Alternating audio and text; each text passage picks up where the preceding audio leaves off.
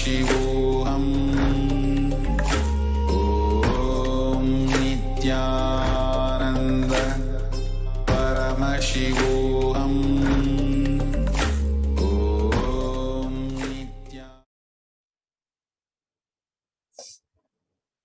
Nityanandam Paramasukadam Kevalam Jnanamurtim Dvandvatitam Gagana Sadrisham Tattvamasyadilaksham Ekam Nityam Vimalam Achalam Sarvadi Sakshi Bhutam Bhavaditam Tribunarahitam Sadgurum Tam Namami.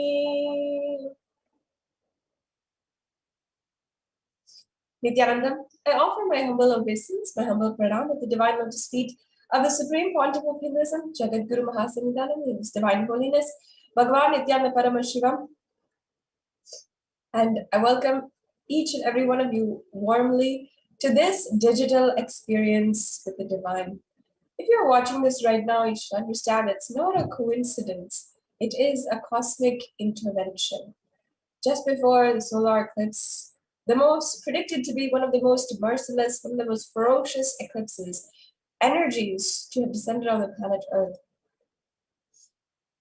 Your divine intervention to ensure that right now you are aligning yourself to your ultimate possibility, enlightenment, and oneness with the divine.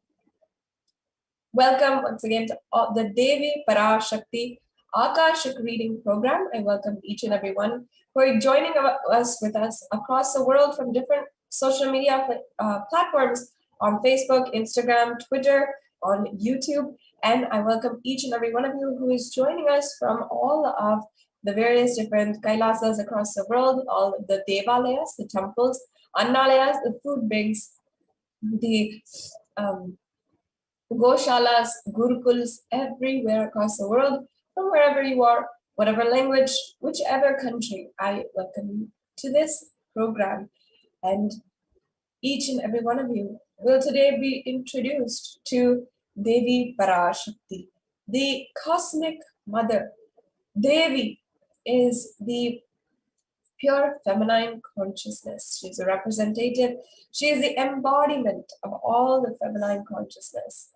And in the Shakta tradition, she is worshipped to be the ultimate mother, to be the source Shakti from which all of us came from. It is her cosmic womb from which the billions and billions of universes comes out and goes in. And she is the source of the Big Bang and black hole. Parashakti is the main deity of the sacred feminine and the divine consort of Bhagavan Paramashivam, who is the primordial divinity of Hinduism. In the Hindu tradition, our Vedic rishis understood that the first and foremost relationship that we have in our life is the mother, is towards our mother. So our ability to relate, our ability to communicate, our ability to speak and to relate, to have a relationship, all of that just starts with mother. Mother is just a too important way to connect with what you think as life. And that is why it should inspire, it should awaken your higher consciousness and inspire your higher consciousness to express through you. It should awaken your highest possibility. Connecting with life as the mother is the most sweetest, beautiful, and easiest form to ever connect. Today, out of his love, extreme compassion, Swamiji, the Supreme Pontiff of Hinduism, is manifesting Devi Parashakti herself, gracing us, answering all of our questions, attending to our prayers, giving wounds and healing us, revealing our past, present, and future, delivering profound spiritual truths, and ultimately giving us the experience of Paramashivam.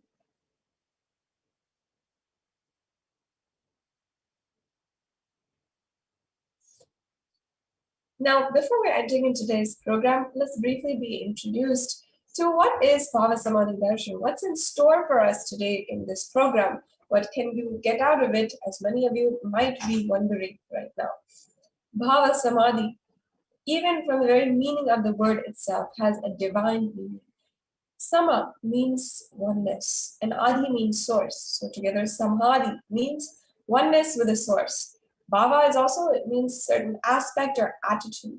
So the Devi Bhava Samadhi Darshan is the oneness with the source that you attain through the certain aspect of Devi. You attain to the connection of Devi. You connect to Devi and you attain the Bhava Samadhi. You will see today how just one initiation, just one glimpse of the divine has so much of power over each and every one of us. And not only that, many of us might be feeling in our daily life today that we're not able to come out of certain patterns. First of all, many of us are going on about our day-to-day life, not realizing that we do have patterns, we do have immense amount of negativity inside, and negativity that is thrown inside. Everything that we are going through right now, the climate crisis, the economic and political crises that are happening in nations across the world, every single thing is due to a reflection of our collective inner space, our collective consciousness. And the divine intervention is happening in order to completely erase that and help us forge a new world where we are living in tune with the superconscious energy.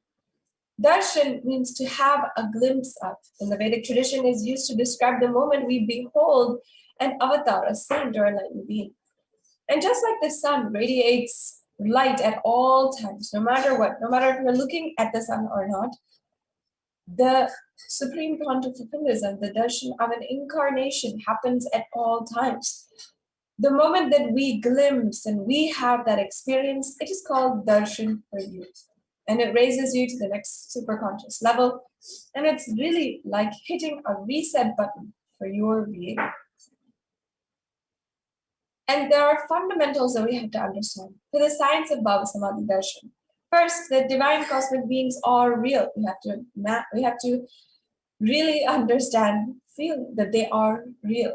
They manifest from the Kailasa, the enlightened time-space zone, through deities and incarnations. Deities known as Archavataras in the temples, and incarnations known as Nijavataras, who are living and in the body, the Supreme Pontiff of Hinduism, for an example.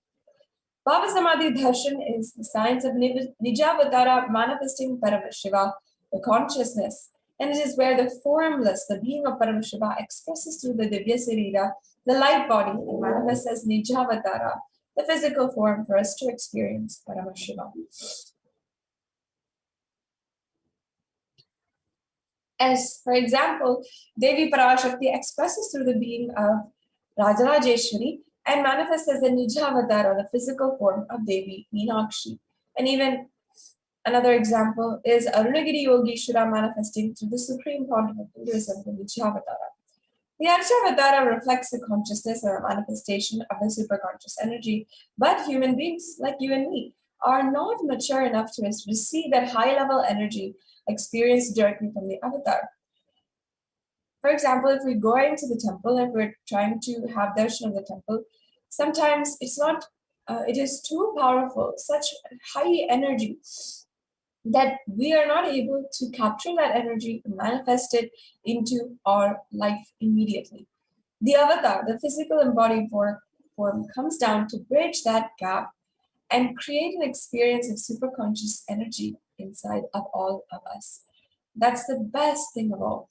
The Archavatara, the science of creating Archavatara, installing temples, installing deities, and worshipping deities is such a profound science that for thousands of years they can radiate the same energy of the incarnations that once lived on planet Earth. And even until today, just that is such a high, profound energy that we are not able to capture, we're not able to map it into our existence. The avatar is the one who comes down to just simply bridge that gap and help us experience that superconscious energy, becomes literally the one who opens the door for the divine to us. And each and every one of us has the blessing to be able to be living at the same time as an incarnation, an avatar, recognized by the most esteemed spiritual beings and spiritual enlightened masters from all over the world, and who is contributing, who is the foremost advocate for each and every one of us to live our highest possibility. Today, the Bhava Samadhi Darshan will do a unique process to awaken your Kundalini Shakti, the latent potential energy inside of you. And this can actually visibly slow down the aging process and improve immunity to disease. And this is also backed up by a scientific phenomenon called mirror neurons.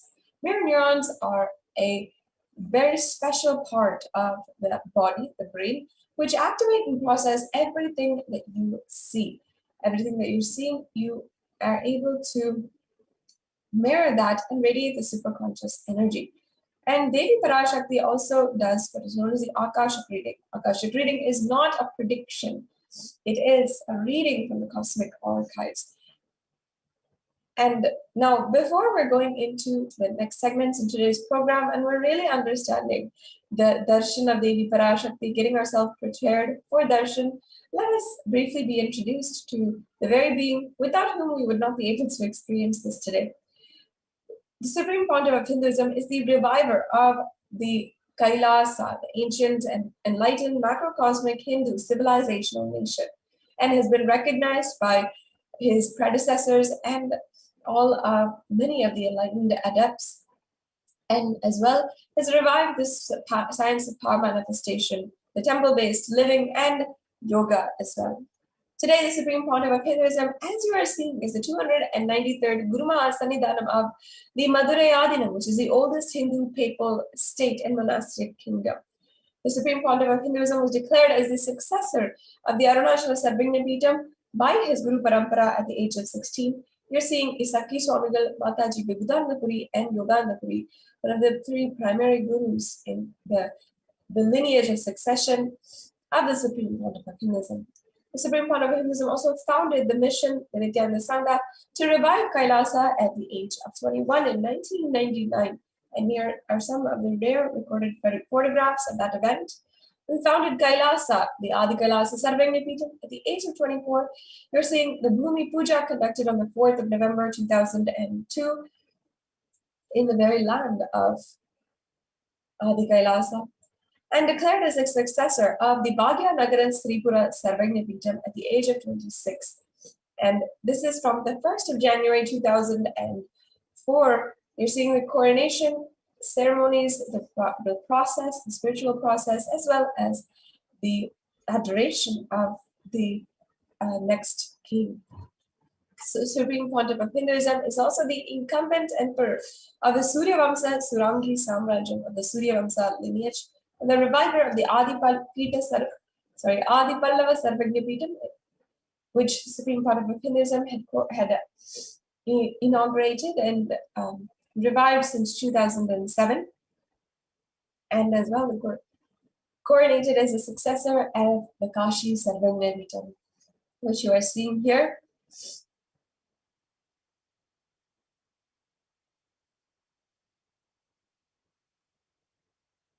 And you're seeing here the pictures of the ritualistic ceremonies and the gathering of so many Hindu monks, as the Supreme Pontiff of Hinduism was officially coronated as the Mahamandaleshwar of the Mahanirvani Akhada, which is one of the oldest apex bodies of Hinduism. And the Supreme Pontiff of Hinduism is also the Guru Maha Sannidhanam of the Tanjavur Adinam, and subsequently you'll be also seeing the lineages of the Tiruvarur Adinam as well as the Vedaranyam Adinam and the Panchanadikulam Adinam, which are all ancient mutts or ancient monasteries, temple monastery complexes that are very, very old, and which the Supreme Pontiff of Hinduism has protected the heritage and ensured that the rituals that started from the time that their predecessors had consecrated the Adinam until today. And as well, the Supreme Pontiff of Hinduism is coronated as the Guru Maha Sannidhanam of the Dharmamukti Swargapuram Adinam,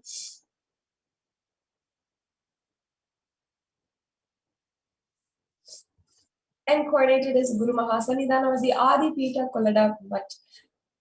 And here you're seeing the Supreme Pontiff of Hinduism being coronated respectfully, reveredly by Sri Shanti Veera Mahaswamigal, who is the predecessor of the Supreme Pontiff of Hinduism. And the Supreme Pontiff of Hinduism was elected with the title of the Supreme Pontiff of Hinduism by a congregation of over 1,000 Hindu pontiffs or leaders in 2015. And this is just the beginning of the contributions of the Supreme Pontiff of Hinduism, the history of the Supreme Pontiff of Hinduism. While Hindu nations are being lost, the Supreme Pontiff of Hinduism is the only advocate and the only leader who's actively reviving the kingdoms at such a large scale. And not only that, leading and enriching the world's largest Hindu nation, digital Hindu nation, with over 1 billion lives enriched and billions of lives enriched. And with 27 years of tireless humanitarian services and initiatives, including offering a free vegetarian food bank, giving medical services, providing natural disaster relief, and starting women empowerment initiatives. The Supreme Pontiff of Hinduism has also authored over 300 books and 10,000 articles in 3 languages, English, Tamil, and Sanskrit, and translated that into 50 languages with over 1,000 titles. And you can download these books at books.nithyananda.org. You can peruse through, you can see the amount of spiritual knowledge that the Supreme Pontiff of Hinduism is literally a reservoir for, and you can download that and begin internalizing, begin a spiritual transformation inside of you. And today, those books have over 20 million copies, and the articles also have 20 million copies read, sold, and downloaded across the world in different languages, and established the largest Hindu library with over 1 million books, million palm leaf scriptures, and over 20 million digital books. And this is the revival of the Nithyananda Jnanalaya, which is actively working to revive the ancient Hindu scriptures. The Supreme Pontiff of Hinduism has also delivered over 10,000 hours of discourses with over 1 billion views on social media.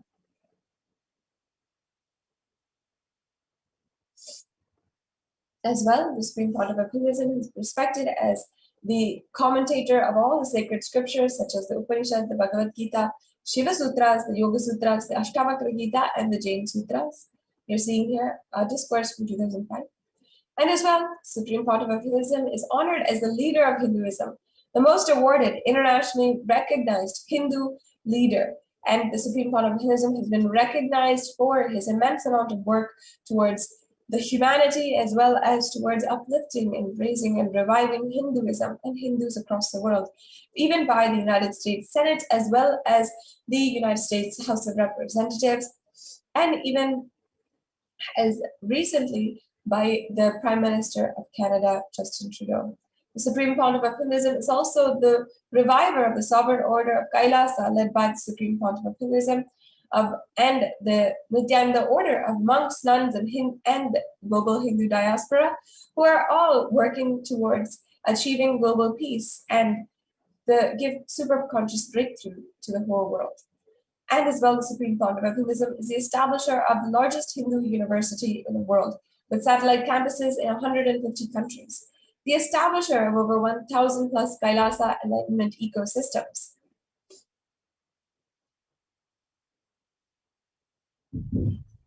And as well, the founder and reviver of over 100 Sarvagna Pitas. So that brings us to a conclusion of that brief glimpse into the life of the avatar, the amount of contribution of the avatar. And now let us understand the way that you can manifest the powers of Paramashiva. In this next segment, we'll be seeing for ourselves a demonstration of the powers of Paramashiva. So stay tuned, and we'll be right back with you after a quick break.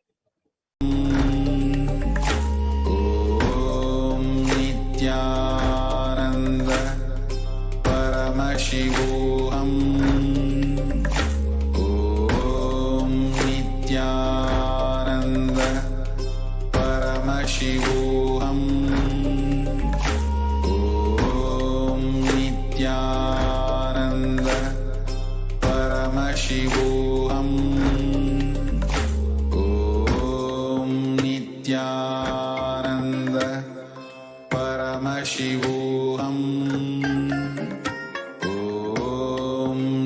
Nityananda Paramashivam. Om Nityananda Paramashivam. Om Nityananda.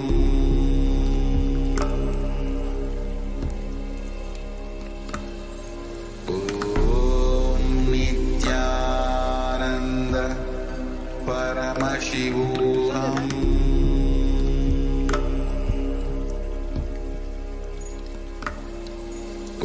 Om Nityananda Paramashivam.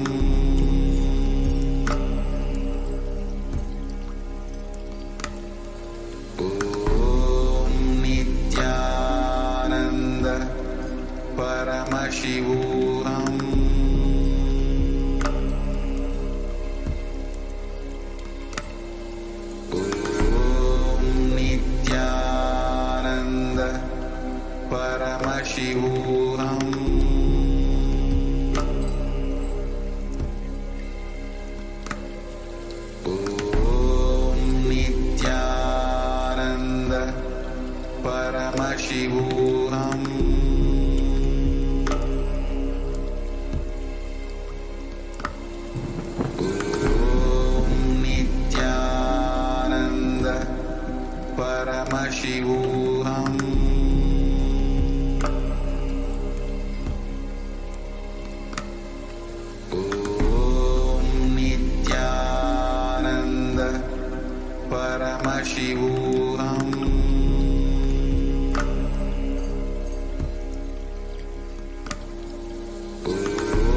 Om Nityananda Paramashivam. Om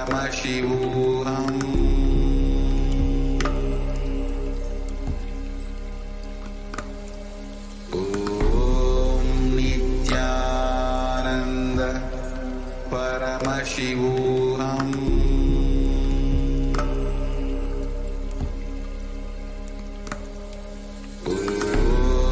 Nityananda Paramashivam.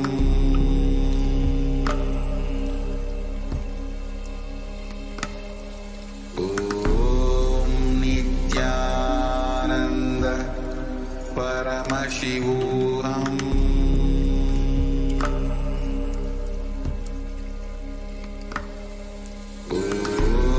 Nityananda Paramashivam.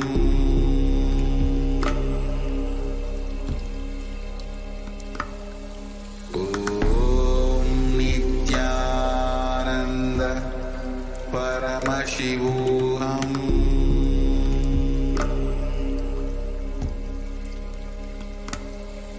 Om Nityananda Paramashivam.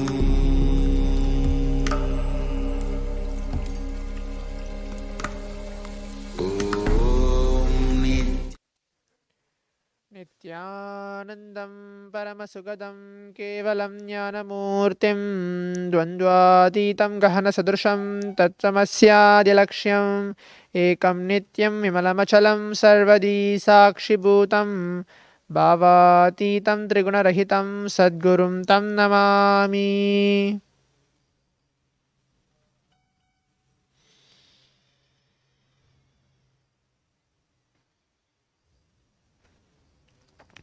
Nityanandam, welcome to today's Manifesting the Extraordinary Shaktis of Paramashiva and Parashakti. Today, as part of Parashakti's Akashic reading, we'll be having the power manifestation segment, Manifesting the Powers of Paramashiva, which is seeing and reading with your eyes completely blindfolded. The Balasans, Nityananda yogis, the initiated disciple of the Supreme Pontiff of Hinduism, will now be demonstrating the powers of third eye and sharing with all the experience and results of the extraordinary manifestation of the divine powers which is awakened in us through the Deeksha initiation. In today's Bhava's Maya Darshan, all of us will be receiving the initiation into the third eye awakening, along into the third eye awakening and various other powers with the blessings and grace of the Supreme Pontiff of Hinduism. We will be manifesting the following powers, which is the third eye, seeing with your eyes blindfolded. Third eye is the cosmic browsing center, which is located between your brows, which upon initiation, one can effortlessly express powers and see through the third eye, just as you do with your two eyes. So what are Shaktis? In the Vedagamas, which are the source scriptures of Hinduism, Paramashiva reveals in elaborate detail that every human being is hardwired to be able to manifest 463 plus extraordinary Shaktis, the divine powers. Shaktis are described as a system, method and science for human beings to explore the various possibilities and powers and have access to various states of consciousness. Shaktis manifest from the fundamental cognition that you are divine, you need to manifest divine, and not you are man, you need to reach divine. Now let us learn what are the difference between Shaktis and Siddhis. The Shaktis of Paramashiva expressed from the space of enlightenment as a side effect of feeling connection to the divine and high integrity with the Guru. The Shaktis are the source of enlightenment, whereas Siddhis are powers that manifest from tapas or penance for enlightenment. Siddhis are in the path of enlightenment.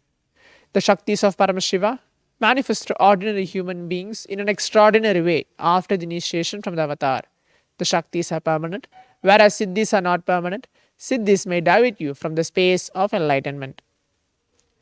Paramashiva is a primordial divinity in Hinduism, the ultimate reality and cause, which is self-effulgent, Swayam Prakasha, all-pervading, unchanging beyond time, space, form and causality. As a fundamental base of Avyakta, the unmanifest, and Vyakta, the manifest existence, he performs the Panchakritya, which is the 5 cosmic acts of Shristi, creation, Sthiti, sovereign leadership and maintenance, Samhara, rejuvenation, through Bhava, pulling out a illusion, Anugraha, liberating grace for all living entities. The Supreme Pontiff of Hinduism, Jagadguru Mahasannidhanam, His Divine Holiness Bhagavan Paramashivam, is an 1008th living incarnation and representative of Paramashiva and the reviver of Kailasa, which is an ancient, enlightened Hindu civilizational nation, the great cosmic borderless Hindu nation. Ever since the beginning of the civilization, the Sanatana Hindu Dharma has been the cradle of enlightened beings and highly advanced science. It was where the science of enlightenment powers and Shaktis was lived and taught as a lifestyle. For the first time in modern day, the Supreme Pontiff of Hinduism is reviving these yogic sciences and transmitting it to the world at record-breaking pace never accomplished before. The knowledge and science of manifesting these Shaktis are passed down from one generation to the next through Deeksha, which is the initiation by the enlightened Gurus.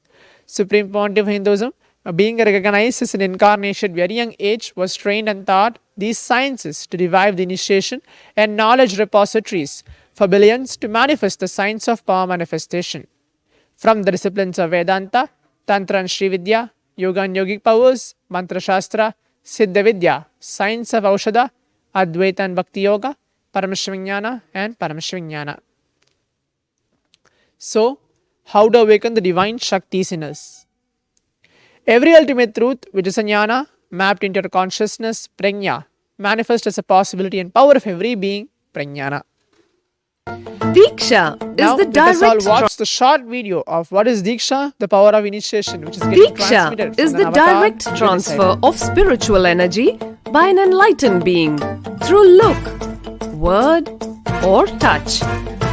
The traditional Vedic book Navaratneshwara states, Sarva samapi dikshanam muktihi phalamakhanditam avirodhat bhavantyeva prasangyastu bhuktayah. The main benefit of all initiations is moksha, enlightenment.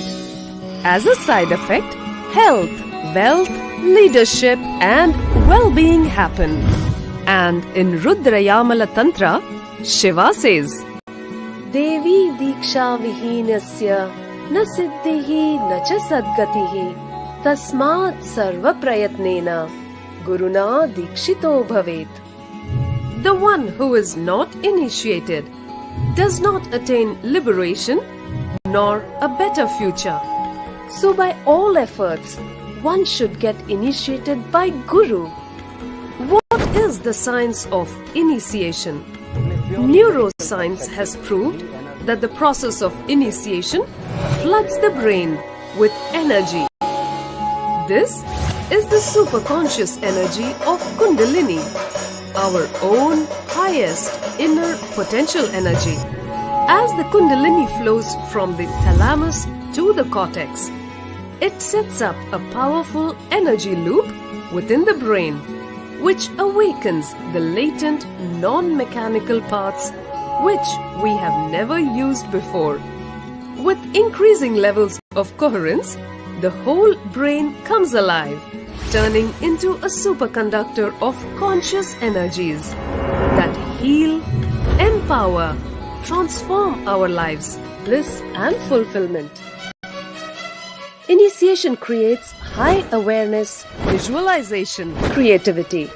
It also slows the aging process and improves the immune system. Kundalini awakening, healing experience, levitation, teleportation, materialization. Experience the power of initiation through a range of exclusive programs conducted at the ashram. Nithyananda Dhyana Peetham, Nithyananda Nagar, Biddi, Bengaluru. Contact 97422 03311 82774 90091.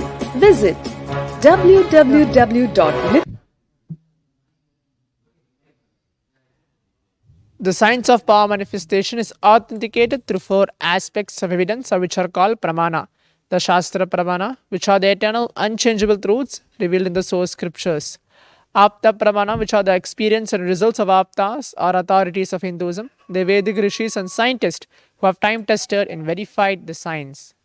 Atma Pramana, which are the account of the Supreme Pontiff of Hinduism, Bhagavan Paramashivam, this millennium's avatar, personal experience of power manifestation. Praktaksha Pramana, which are called the empirical evidence from observation and scientific experimentation. Vedas are the ultimate superior authorities for Hindus, whereas Vedas are the pure science where the ultimate truths are explained.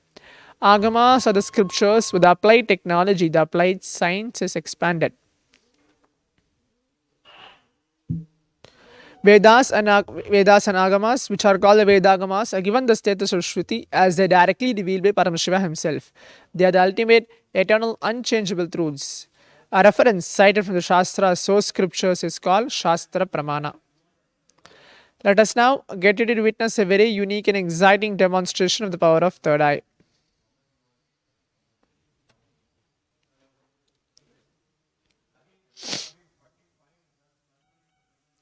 We have the scriptural reference to manifest the power of third eye.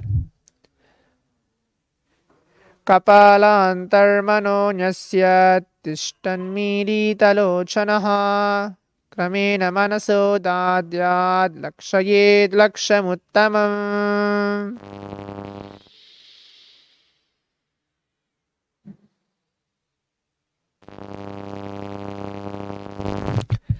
The translation goes, by fixing the mind on inner space within the crown center and sitting stably without any movement, having the eyes closed in succession, by the stability of the mind and inner space, through the power of the third eye, one directly sees the ultimate goal, Lakshyam, by having the vision beyond the sight that reveals any object or place, attaining the space of oneness with the source, Paramashiva. Apta Pramana, where Bhagavan Krishna initiates Arjuna into the power of third eye to behold Krishna's Vishwarupa Darshan, the vision of his cosmic form. In the 11th chapter of Bhagavad Gita, which contains a description of Bhagavan Krishna's cosmic form, is completely narrated by Arjuna as he sees Bhagavan Krishna through his third eye. Atma Pramana, which is Swamiji's own words, the first experience that I was able to see everything around me, above me, the whole 360 degree, 10 directions, everything. I realized not only was able to feel, I was able to experience all of that as me. Experiences that I was able to see Praktaksha Pramana, which are the study measures and comparing around metabolic me, cell activity of the brain above in me, conscious and meditative states. whole When you're doing daily 360 degree, activities, high 10 activity is directions. measured in the brain where the third eye is located. below me, everything.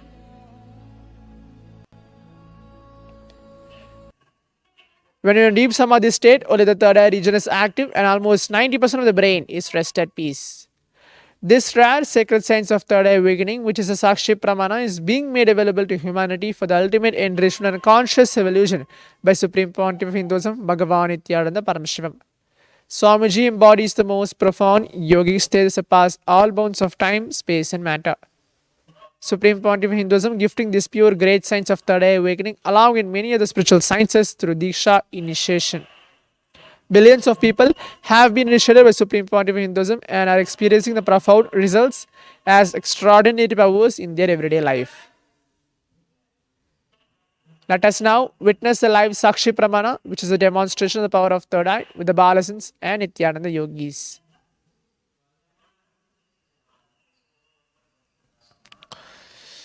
Oh.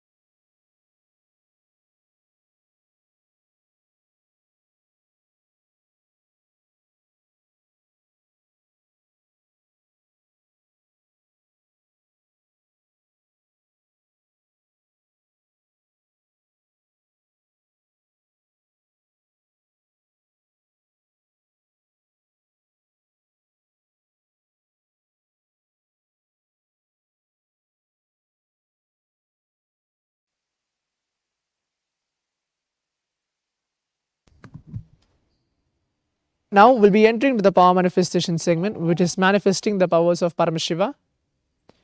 In today's power manifestation demonstration, we're going to be looking into manifesting the power of third eye, which is seeing with your eyes completely blindfolded. In today's power, as is quite similar from yesterday's, is we're going to be looking into manifesting the Shaktis, where reading with your eyes blindfolded from the Living Enlightenment book, Swamiji's book, where he speaks on stress, worry, and fear. Now let us all connect ourselves in the space of oneness with Swamiji by chanting the Mahavakya, Om Nityananda Paramashivam, to manifest the reality as we want it and manifest Paramashiva inside all of our beings.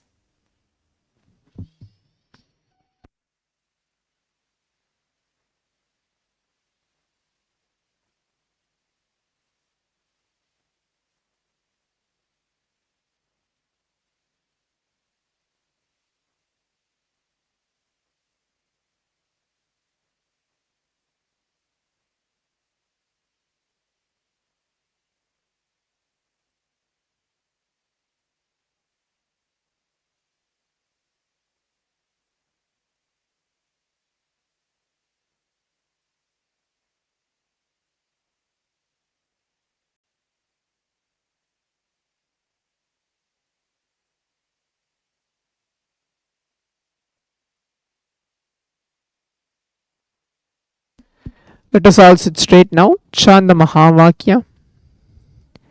Om Nityananda Paramashivoham.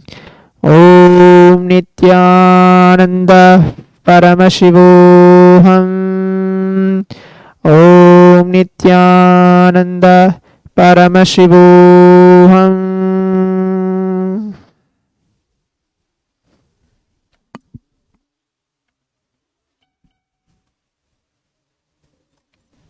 Krishna?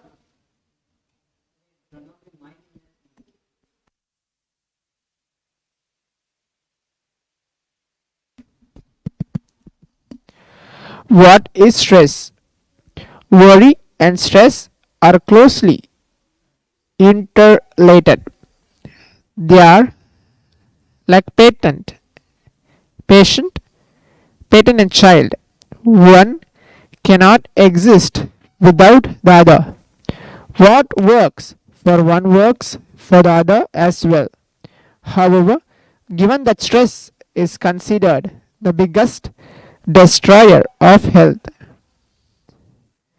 in today's world, it is a worth going into more depth on this subject.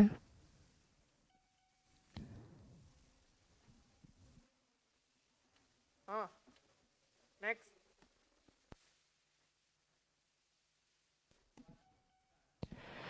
In a chatter, in our normal state, we are constantly in chatter. Even if we do not talk out loud to another person, as many stressed people, in fact, do, we talk silently within.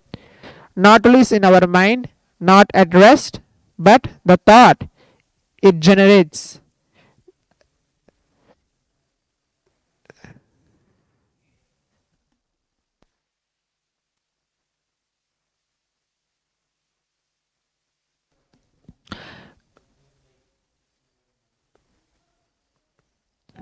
Not only in our mind but really at rest, but the thought it generates also takes shape as a monologue or dialogue within us.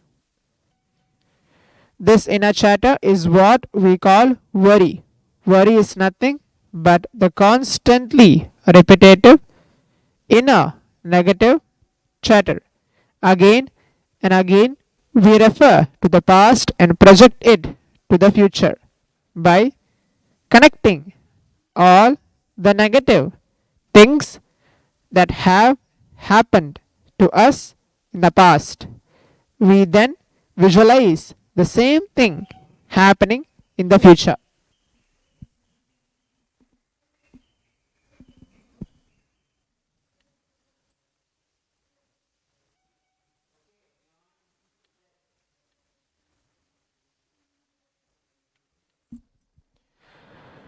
Beyond stress,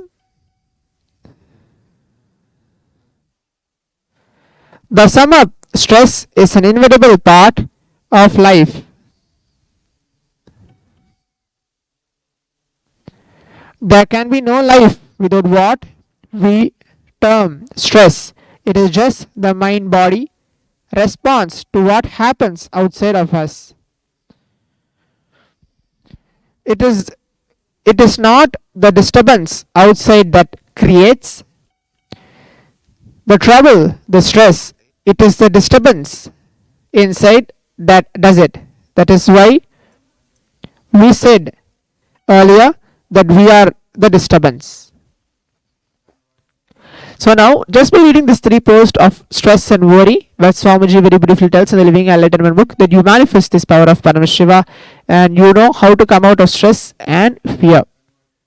We'll come to the conclusion of today's power manifestation segment by manifesting this power of Paramashiva. Stay tuned for the next session. By the end of today's Parashakti's Akashic reading session, we'll be having the guided power manifestation session for all of you to manifest the same power. Thank you, Nityananda.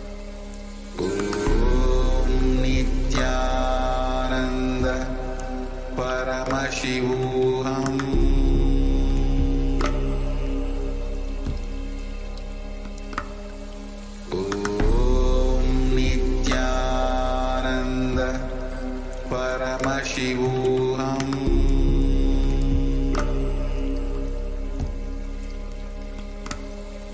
Om Nityananda Paramashivam.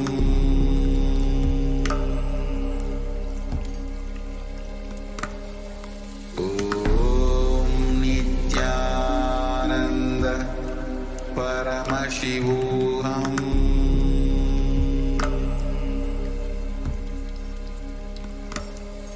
Om Nityananda Paramashivam.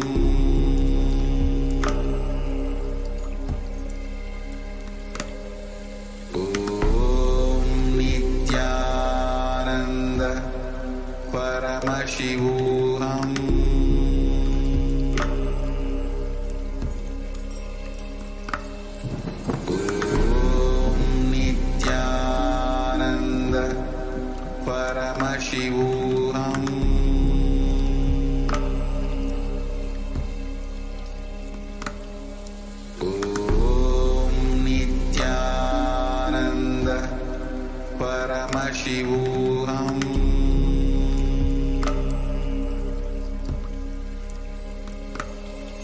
Om Nityananda Paramashivam.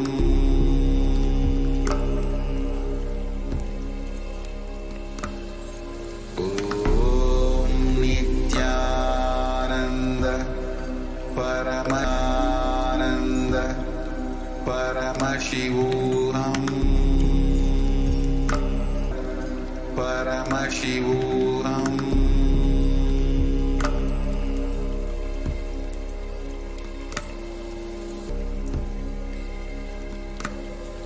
Om Nityananda. Om Nityananda Paramashivam. Om Nityananda Paramashivam.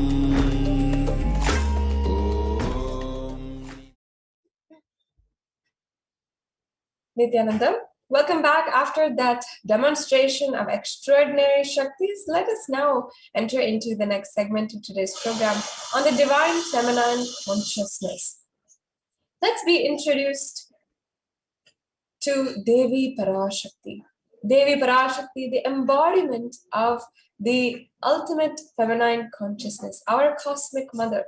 It's such a beautiful way that each and every one of us can connect to the cosmos itself through the flavor, through the Bhava of Devi Parashakti. Now, we'll be beginning this segment with the Dhyana Shloka of Devi Parashakti. These Dhyana Shlokas are invocational verses that literally invite Devi Parashakti and her presence amongst us as we are learning about her. Let's now chant. Sindhuraruna vigraham trinayanamanhikyamaulispurat taranayaka shekaram smitamuki mapina vakshoruham panebhyam alipurna ratna chashakam raktotpala bibratim somyam rakta jarat.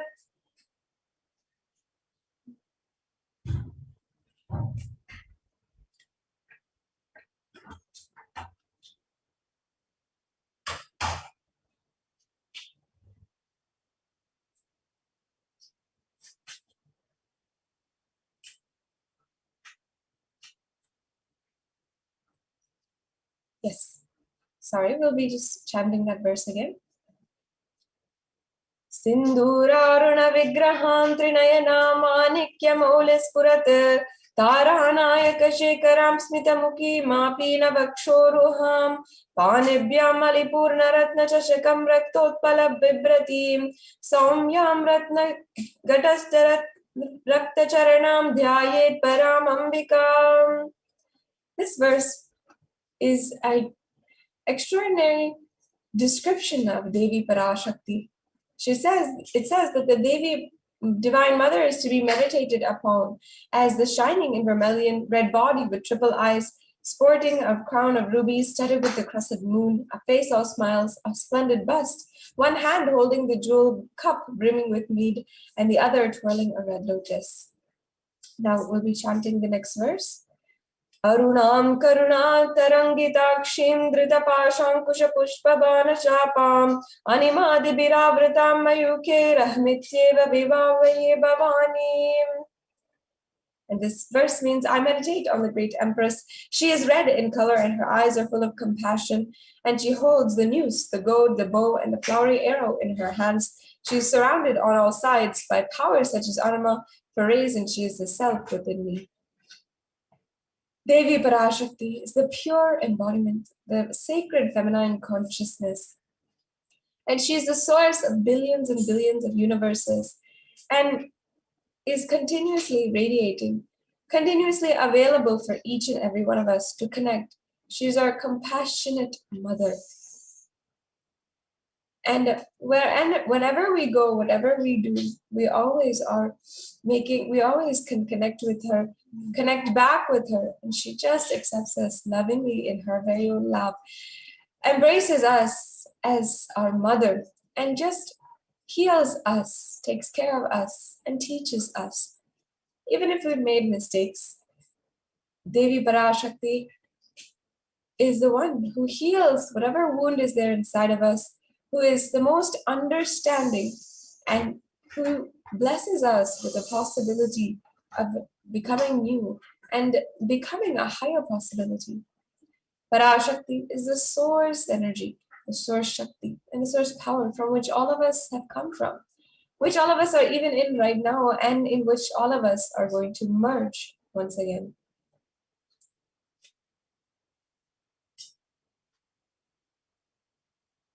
Devi Parashakti is represented also by the Brahmanda Yoni, the Sri Chakra, and so many forms that embody the feminine consciousness.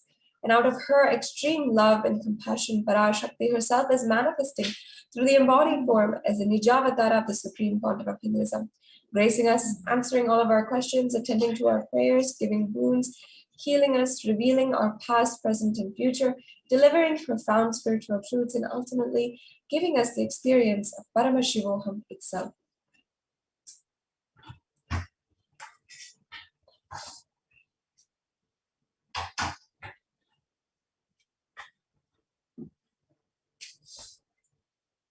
Today, you'll be able to connect with Devi Parashakti and see the Akashic reading which she has revealed, where so many profound spiritual truths she has given, secrets in order to navigate our lives, especially during this extremely stressful time. Devi Parashakti has introduced herself as the source of the whole cosmos itself. She has said, raising as Omkara, expressing as the Vedas and Agamas, blossomed as Hrimkara, filled as Parashodasi, living in the 40 triangles, the Kailasa Swamini, Kailasa Sripura Chintamani, Parashodasi, sitting as Paramashiva, Parameshwari, who rules the world, Paramashakti, Manonmani Meenakshi as Nityananda. I took the Nijavatara here to give good boons to everyone, to bestow all goodness, Hiranyagarbha Swarupini, Brahmanda Yoni, Shami, Chandramoli, Rapala, Aparana, Uma Parvati, Savitri, Navayavana, Samraj Lakshmi, Parameshwari, Parashodasi, Meenakshi, taking the form of Nityananda, I came here as Nijavatara. With great compassion, I am blessing. Listen, people, to do good to all of you. I took the form of Nityananda, come down as Nijavatara. Parashakti herself continues, raising in Omkara, blossoming as Shiva. Shiva manifesting as the source of existence, the powers of existence, the expression of existence. From the oneness of Om, blossoming as 3 Shaktis, Icha, Kriya, and Jnana Shakti. Growing as the 4 Vedas, expanding as the 5 Panchabhutas, beyond the 6 chakras, filled as the Gotras of 7 Rishis, expanding as the 8 directions, existing as the 9 Grahas, and blossoming as 10 Indriyas. Being as the 11 Rudras, creating all the worlds and bringing life, to tell and make truth blossom, and to do good, Parashodasi, Meenakshi, in the form of Nityananda, I came to bless every one of you. Beautifully in this verse, Devi Parashakti elaborates, describes the creation of the whole universe, how she is the source of all existence, and how she has expanded one step at a time, from 2 to 3 Shaktis, from 3 to 4 Vedas, and how the primordial existence had begun. So how is the best way that we can receive Devi Parashakti during the darshan? Literally, you are seeing Paramashiva and Parashakti at that moment. She is there in your screen. So always receive her very traditionally. Keep 2 betel leaves, 1 banana, a betel nut, and a coin in front of the screen. Watch Devi. And the coin is considered to be traditional dakshina in Hindu tradition, and it can be the lowest value even. In India, it can even be 1 paise. In the USA, it can even be 1 penny. The Supreme Pontiff of Hinduism says, I'm not trying to monetize. Keep even 1 cent, it is okay. So for 100 days, if you have darshan, it will add up to $1. And they said in India, even 1 paise is okay. You can just offer that to Devi and take that prasadam immediately.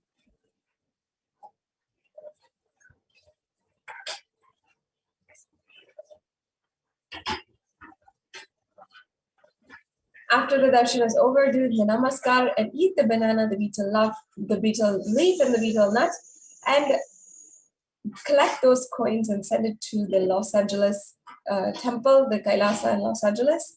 And this betel nut, the betel leaf, the banana might look really trivial, it might look really small, but in a few days, you will see how much it adds to your sentiment that really she is there. You will not take the Devi darshan for granted. Rituals will break your monotonous, unconscious mentality and lifestyle and remind you and raise you to the powerful cognition. It will break your unconscious behavior. Today, you will see how just that happens, and through the rituals and also the offerings. This is one of the most simplest offerings that you can do to Devi Parashakti. So make sure that you are participating as much as possible, and you can arrange for these items to come and make sure that they're being used for the offering every single day to Devi Parashakti. Now, how can we set up our tambulam? Again, the ingredients that you need are the 2 betel leaf, the 1 banana, the betel nut, and the coin. And you can set it up in the plate as the plate is showing. The plate is showing some flowers, a coconut, and some bangles, and a red vastram also. These are all optional items. The basic that you need to have is the betel leaf, the 1 banana, and the betel nut and coin. And make sure that you are setting it up like this, and you can offer this to Devi as soon as the darshan happens during the Panchopachara Puja. Now with this, we have come to a conclusion of this brief introduction to Devi Parashakti. So now let us move on into the next segments, where we're going to be understanding deeper secrets of what Devi Parashakti has revealed to the whole world. What are the ways that what are the teachings of Devi Parashakti, what she has revealed, and how we should abide by her guidance. Today, we're going to be seeing a sacred secret of Hindu birth. This is for all the Hindus out there who are watching right now, and even those of you who are just even curious to be Hindu or sympathizing towards being Hindu.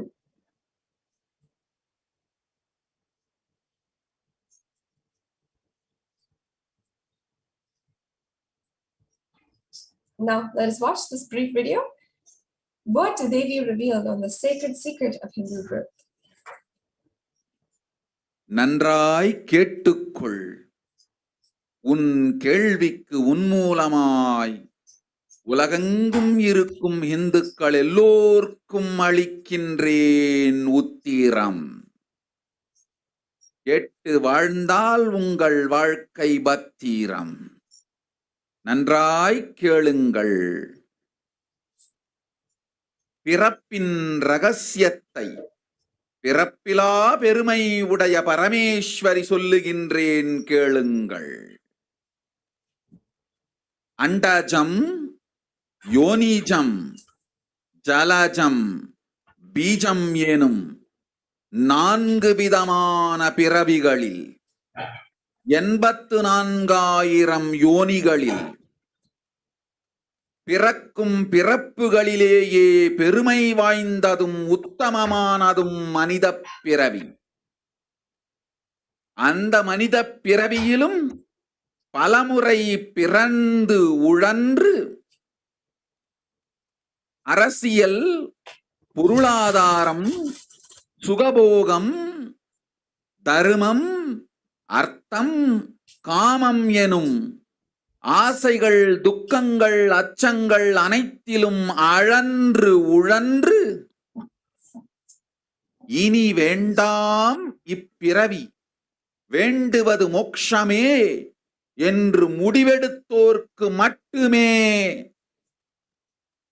Hindu மத யோனிஜம், ஹிந்து பெற்றோர்க்கு பிறந்திடும் சனாதன ஹிந்து தர்ம யோனிஜம், மனித பிறவி உத்தமம், சனாதன ஹிந்து தர்ம மனித பிறவி உத்தமோத்தமம். இந்த உத்தமோத்தம பிறவி எடுத்த எல்லோருக்கும்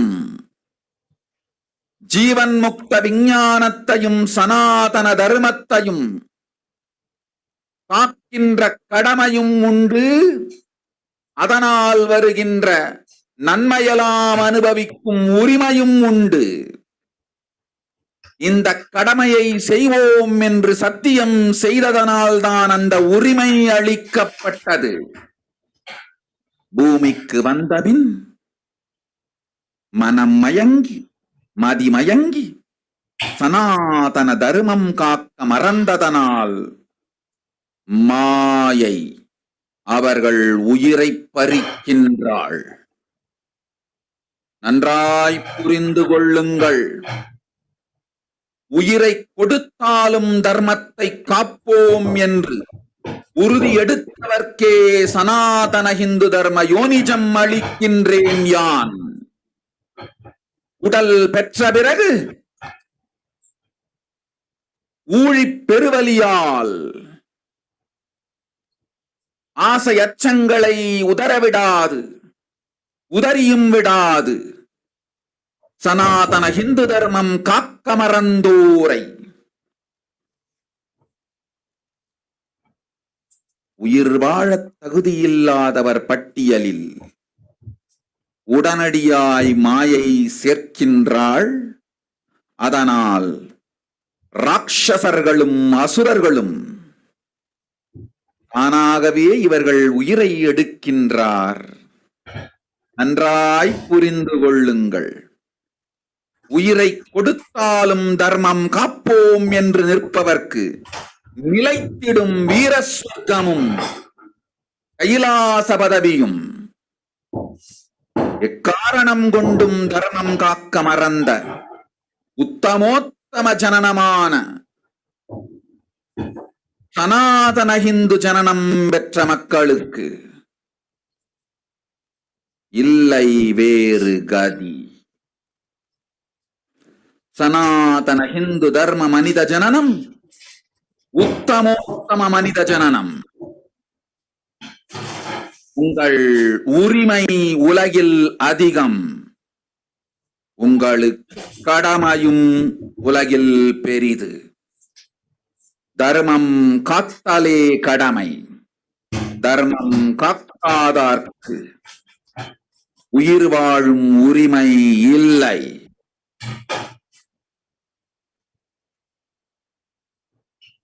நன்றாய் புரிந்து கொள்ளுங்கள்.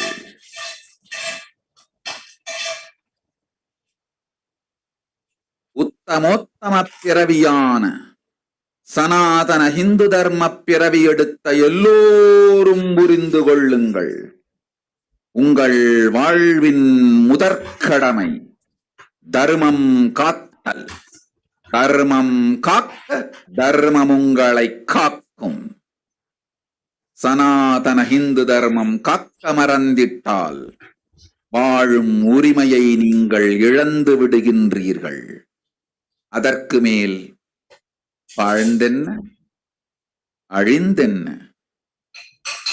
பூமிக்கு பாரம் குறையட்டும் என்று அசுரர்களும் ராட்சதர்களும் உங்களை உண்டு தீர்க்கின்றார்கள். அதையும் மாயை கண்டு சும்மாவிருப்பாள். பிரபஞ்ச ரகசியத்தை பிறவியின் ரகசியத்தை உலகிற்கெல்லாம் உத்தரமாய்ச் சொல்லிவிட்டேன். புரிந்து வாழ்வில் நடந்து உயிரை பத்திரமாய் பார்த்துக் கொள்ளுங்கள். அன்னை சொல்லும் அருள் சத்தியம் இது.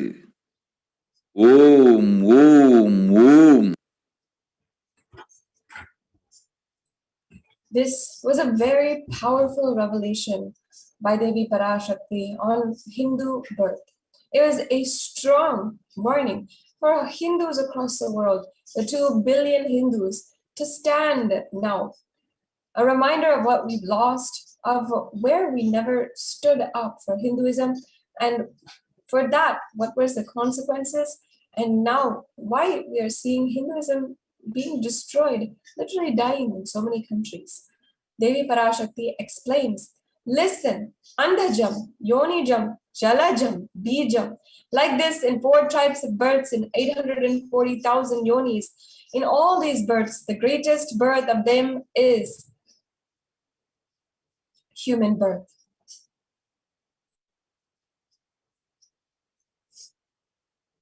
Devi Parashakti goes on to say, even in that human birth, being born and toiled many times after getting burned and toiled in politics, in finance, in luxuries, in dharma, artha, kama, and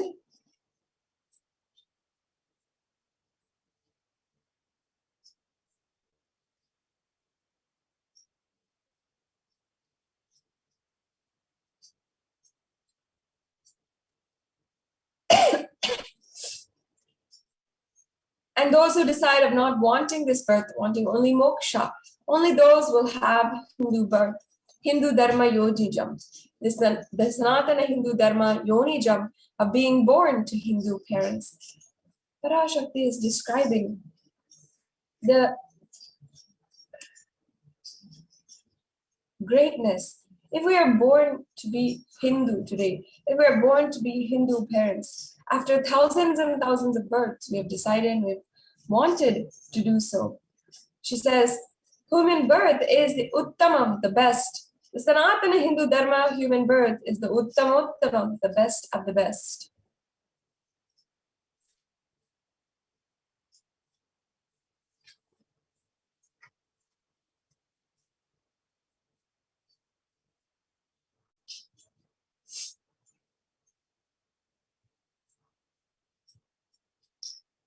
Everyone who took this Uttamottama birth has a responsibility of protecting the signs of enlightenment and Sanatana Dharma. Each and every one of us who are inheritors of this great tradition are responsible for what is the future of Kailasa. Today, even our next generation is not going to be having the greatest teachings.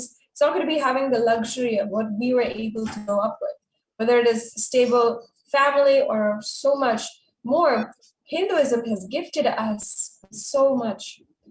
And also Devi Parashakti continues, and also they have the right to experience the benefits, its benefits. This right was given to them because of their commitment given by them to do this responsibility. In Hinduism, so many benefits, whether it is having a stable family, being able to attract wealth and have wealth consciousness, being disciplined and integrated in studies, and being able to have access to the most advanced civilization, most advanced sciences that the human beings have ever discovered and have ever been. Devi Parashakti continues, after coming to Bhuloka by getting mentally deluded and forgetting the dharma of protecting Sanatana Dharma Maya, she is taking away all of their souls. Understand carefully. I am giving the Sanatana Hindu Dharma Yonijam only for those who gave the commitment of protecting Sanatana Dharma, even by giving their life.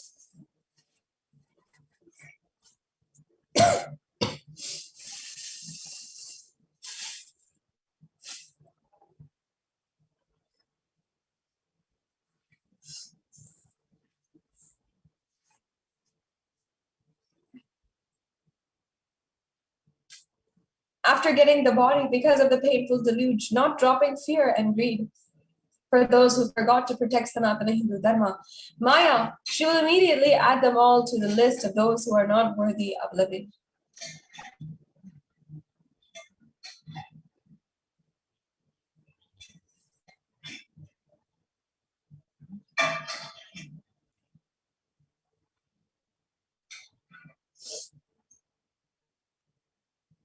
Therefore, Rakshasas and Asuras are automatically taking away their lives. Understand properly.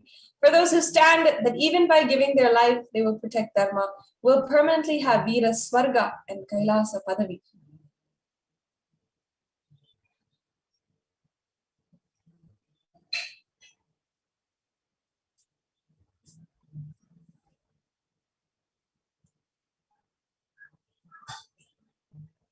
For any reason, people who forgot to protect Dharma, having the Uttamottama birth of Sanatana Hindu Dharma, there is no other way for them.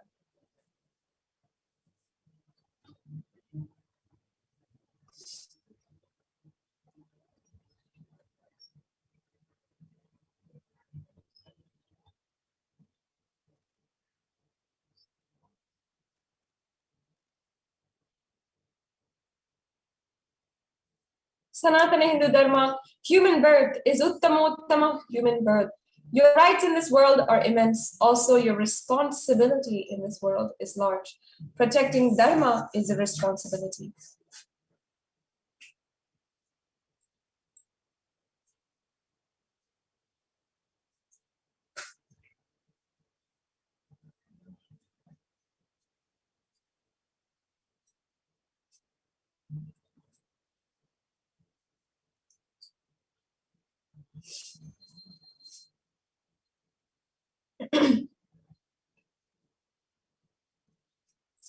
And those who do not protect Dharma, they do not have the right to live.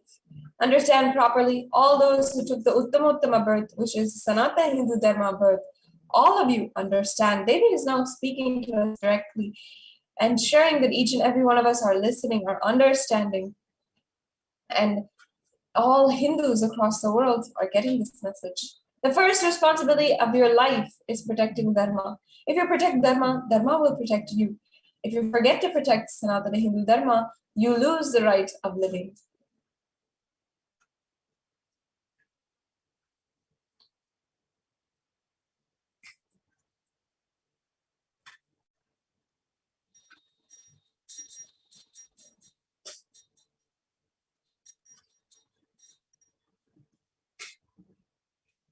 After that, what bothers whether you live or get destroyed? Asuras and Rakshasas will eat you, so that the burden on earth is reduced, and seeing that Maya, she will keep quiet.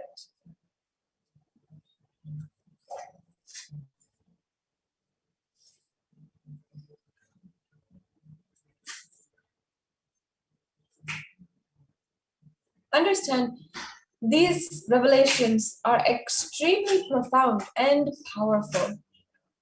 And this was a wake-up call for Hindus across the world to take responsibility. 2 billion of us coming together have a power to actually change the course of history. Today, one of the world's biggest crises that we're all facing, yet no one has a solution, is the climate change crisis and the global warming that is escalating. But in Sanatana Hindu Dharma, we've had this solution for thousands of years. It's our responsibility to bring that solution, implement it, and forge a new world, a better place where we can live. Hinduism represents the world's most ancient yet progressive indigenous spiritual tradition. It is an open framework, a model of civilization that stands for global peace, vegetarianism, non-violence, yoga, worship of nature, temple-based living, and manifesting spiritual powers, and of course, the inherent divinity of every being. The Hindu nations were ecosystems where more and more enlightened beings were produced, were birthed, literally, so that enlightened civilization could be kept alive and its great gifts shared with the world.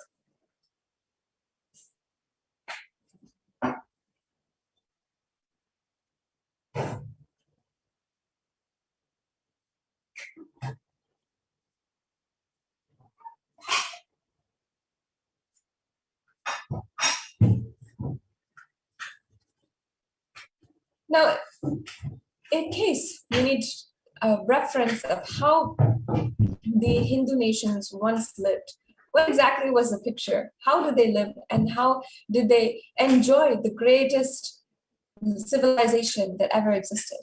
Let's now look at a few examples of the Ramaraja, the kingdoms in life during the Mahabharata, in every single way and aspect, and how it was one of the most beautiful civilizations. The Ramaraja was even described by Valmiki Ramayana from the Yuddha Khanda, where it says, there were no widows to lament, nor was there any danger from wild animals, nor any fear born of diseases. The world was bereft of thieves and robbers. No one felt worthless, nor did old people perform obsequies concerning youngsters. Every creature felt pleased. Everyone was intent on virtue, turning their eyes towards Rama alone. Creatures did not kill one another. Beautiful statement. And it goes on to say, people survived for thousands of years with thousands of their progeny, all free of their illnesses and grief. The trees were bearing flowers and fruits regularly without any injury by pests and insects. The clouds were raining in time, and the wind was delightful to the touch. Every caste were performing their own duties, satisfied with their own work and bereft of any greed. People were intent on virtue and living without telling lies. All the people were endowed with excellent men. Devas granted rains to fulfill all wants. The world became free of all disease. There was no hunger or thirst anywhere. There was no mental suffering. Those without livelihood were giving livelihood. There was abundance all around, and there were no worldly worries left for everyone. There's no cause to fear either. Happiness on earth was, in fact, even greater than in the heavens. This is from the Srimad Mahabharata. Hinduism has contributed to the world in so many levels, in so many fields, in every field. And Hinduism still has so much to contribute, whether it is enlightenment, health, medicine, art, science, technology, aviation, dance and music, clothes and jewelry, the social system, the legal system, the judicial system, and the political system. Every single way, Hindus had so much to contribute to the world. And they did. We had the highest, most advanced civilization. And as the world began trading and so many different people began coming to India and coming to this nation where this civilization was thriving, we shared this knowledge with the whole world, and it expanded in so many different ways. However, how come today we're not seeing that? How come every single day that goes, we're seeing more and more Hindus die? Now, let us take a look at the destruction of the Hindu civilization. What exactly happened? It was happening in 3 phases. The phase 1 is the Islamic invasions that happened from around 800 to 1700 AD. This was the physical destruction of Hindu civilization. Will Durant, the story of a civilization or Oriental heritage, has written and described about the ways that Hindus lived and Hindus were subjugated by the Islamic invasions. And Abdullah Wazaf had even once told to Aladdin Khilji, he was describing how the Islamic law was prescribed, where it says that Hindus are like mud. If silver is demanded from them, they must create with greatest humility offer gold. If a Mohammedan desires to spit in a Hindu's mouth, they should open their mouth wider. This is what the sentiment was surrounding Hindus at that time. And it was much like the propaganda, the amount of disgust created by so many different genocides by one community against another community in other genocides and religious conflicts.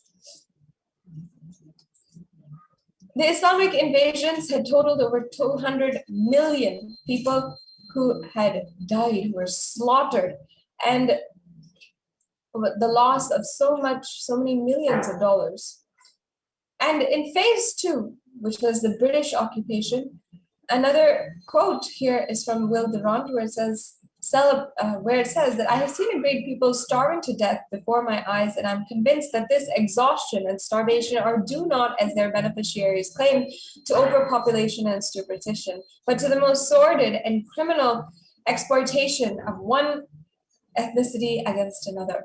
The British Empire used all possible means to destroy Hindu civil and cultural institutions in order to delegitimize Hinduism and demoralize the indigenous people. They literally became slaves in their own homeland. And they did this by using discriminatory laws to instill feelings of racial inferiority, engineered famines, they annexed Hindu kingdoms, they mistranslated Hindu scriptures. It was a strategic way of completely collapsing Sanatana Hindu Dharma. Shashi Tharoor, one of the members of Indian Parliament, had said the British had came to one of the richest countries of India, and over 200 years of exploitation, looting, and destruction, they had been reduced to a poster child of third world poverty. The British occupation had looted $45 trillion from India over 200 years and had murdered over 45 million people through engineered famines, literally destroying their entire psychology, making them desperate to live, and killing people in the worst way possible, of starving them, denying them food.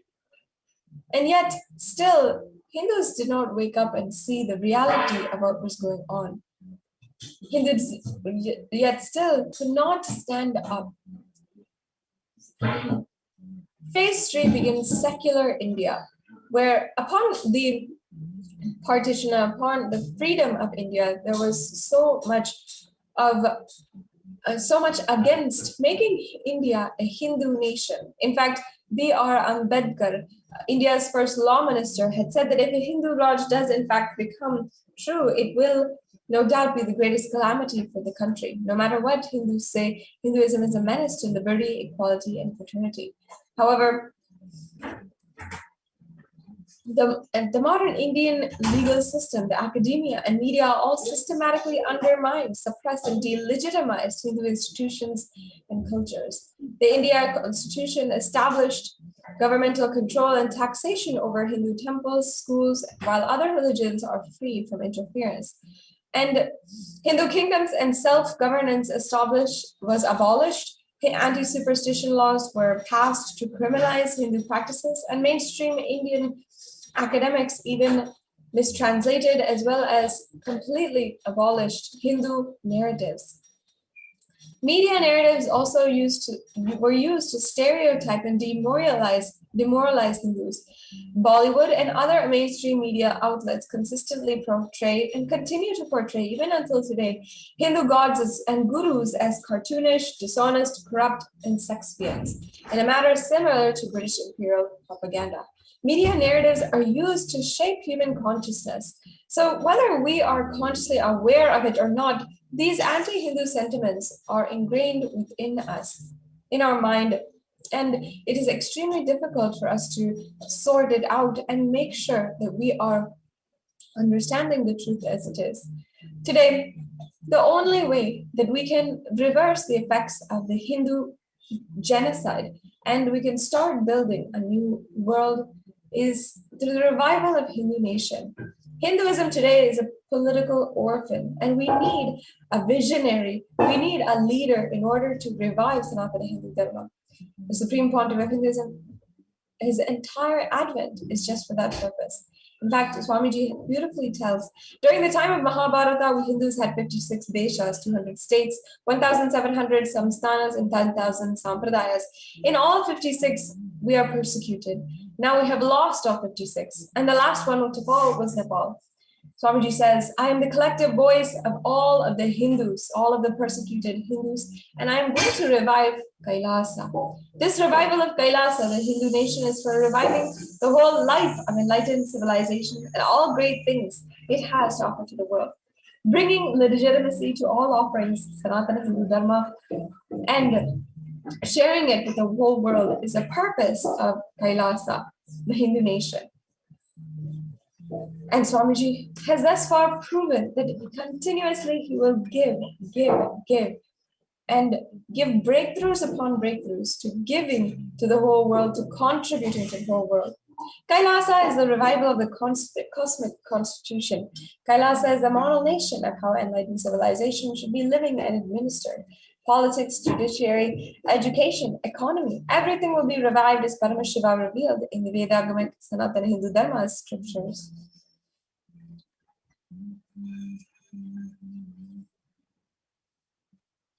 Being one of the most persecuted civilizations, Hinduism is on the brink of extinction, such that the next generation may know Hinduism only through history books. But are these history books even accurate portrayal of history? Of course not. Some of these history books are doing the opposite job. Rather than enriching people about Hinduism, they are continuing to subjugate, demean Hindus and Hinduism and Hindu tradition in the lines of a textbook. What can we do today to save Hinduism, to stop the crimes done against Hinduism and Hindus across the world? Today, Hinduism is a political orphan. The preservation and restoration of Hinduism's spiritual and cultural heritage is impossible without a national identity. The Supreme Pontiff of Hinduism has understood this, and that is why he's putting all resources forward in order to ensure the recognition of Kailasa as a nation, the building of a Kailasa as a nation.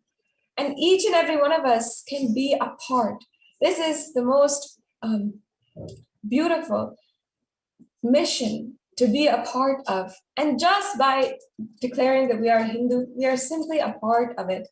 Today, we have to reclaim our Hindu identity and ensure that we are taking responsibility for what we have inherited from our ancestors. Hinduism is responsible for our successful life. You, whoever you are watching, if you are healthy, happy, rich, successful, peaceful, if you're happy and respectable, have a stable family, you have the best mental health, it is the Hindu scriptures which gave us this best mental setup. All the best things we Hindus have, Hindu scriptures are responsible. And our gurus are the ones who are responsible for teaching that to us, for protecting that knowledge, and for keeping that knowledge until today. Hindus remain the richest and most successful ethnic community in the world. And Hindu scriptures, Hindu lifestyle, our enlightened masters are responsible for this. Hindu thought currents are responsible for this. And even until 2019, there are articles published saying that Hindus were the most educated religious group in the US.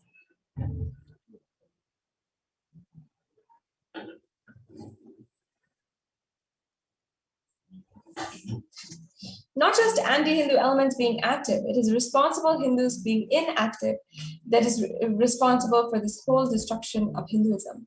Let us now take responsibility for Hinduism and let all the Hindus all over the world reclaim our Hindu identity.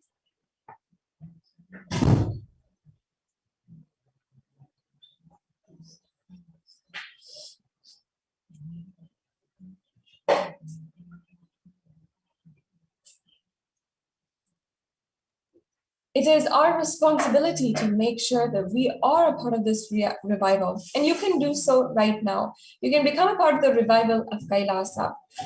Sign up for your e-passport today and make sure that you are following, liking, subscribing on all the different social media platforms. Stay involved and stay up to date about what's going on in Kailasa, how you can get involved. Supreme Pontiff of Hinduism is continuously reaching out and reaching Hindus across the world and making sure that we are benefited. According to the WHO, globally, more than 264 million people of all ages suffer from depression. According to the World Drug Report, in 2019, 35 million people worldwide suffer from drug use disorders. And according to the WHO, close to 800,000 people die due to suicide every single year, which is actually one person every 40 seconds. Worldwide, more than 70 billion land animals are killed for food every single year. It is the responsibility of Hindus to revive this civilization and ensure that we are standing for this nation.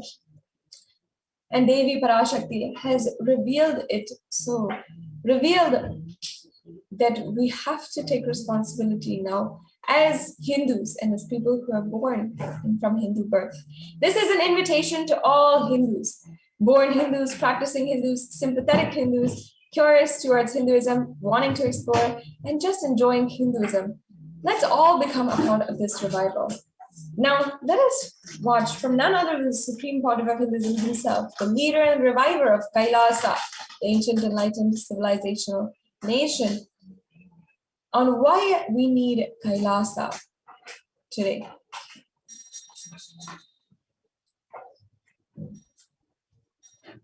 You can become a part of this revival today, right now. If you are joined with us on YouTube, I invite each and every one of you to become a member as well today.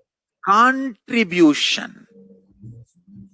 Hinduism, Veda Agamas have great things to contribute to the world. Like the great power manifestation science, the ancient culture and arts, the ancient lifestyle truths, the ancient medical practices and medicinal knowledge, the ancient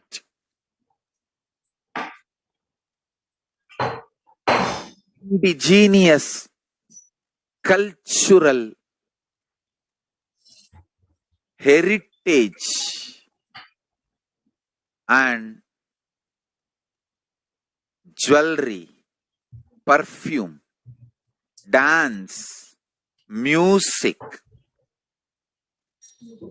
In every level, Hinduism has so much to contribute. Veda Agamic traditions have so much to contribute.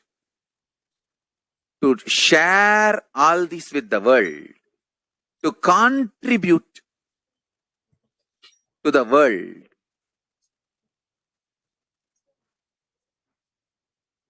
Hindus need to tell the world what they are contributing in every level. The brand of Hinduism itself is enriching and empowering and enlightening. Hinduism is all about enlightening the world. Empowering, enlightening, enriching the world.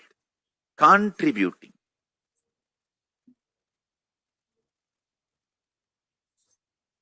That is our spiritual life. That is our spiritual strength. That is our spiritual core principle. O humanity, I request you with folded hands, some one corner of the world, if you just give me few hundred acres, I will keep this whole science alive. Leave it for the whole humanity freely.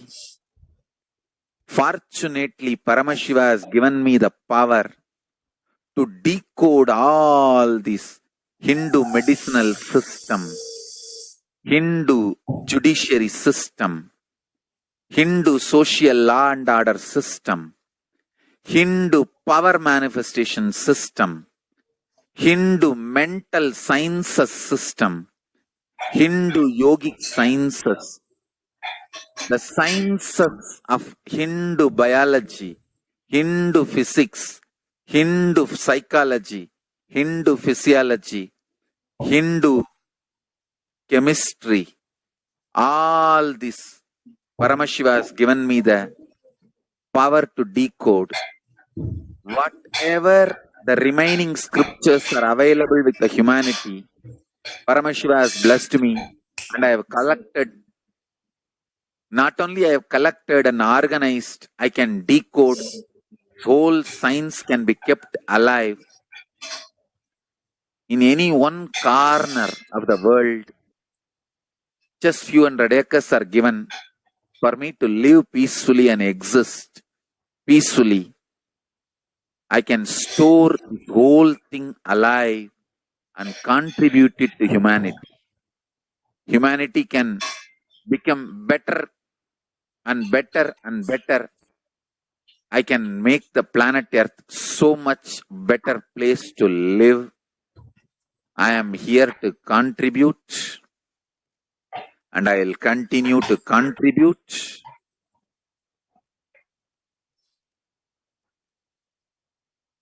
As long as I am allowed to live, I will contribute. I have collected all the remaining available scriptures, maybe 2 crore books. 2 crore means 20 million, I think, books on Hindu physics, Hindu chemistry, Hindu biology, Hindu physiology, Hindu psychology, Hindu law and order, Hindu social system, the power manifestation sciences of Hinduism, yogic sciences of Hinduism. I have collected, and Paramashiva has given me the blessings and power to decode. I have decoded and continuing to decode them. If the humanity, somebody is kind enough to give me few hundred acres in one corner of the world and let me live peacefully, I can keep all these scriptures there and go on sharing with the world, revealing this whole sciences to the world, and go on contributing. I don't need anything other than 1 cup of curd rice every day. That's all. A cup of curd rice per day, over. I can go on be giving this to the world. I can add to the world. I can make the world better place to live. That's all I have to say.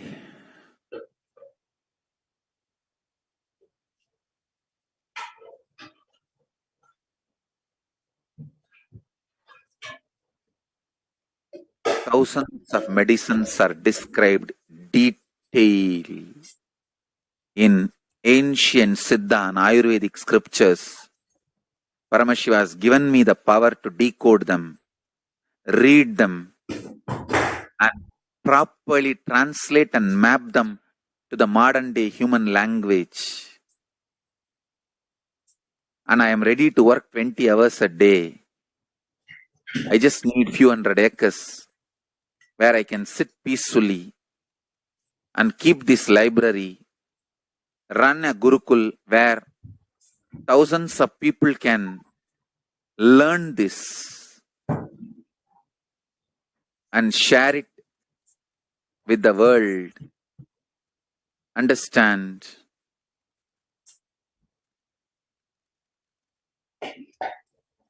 I am only interested in contributing. If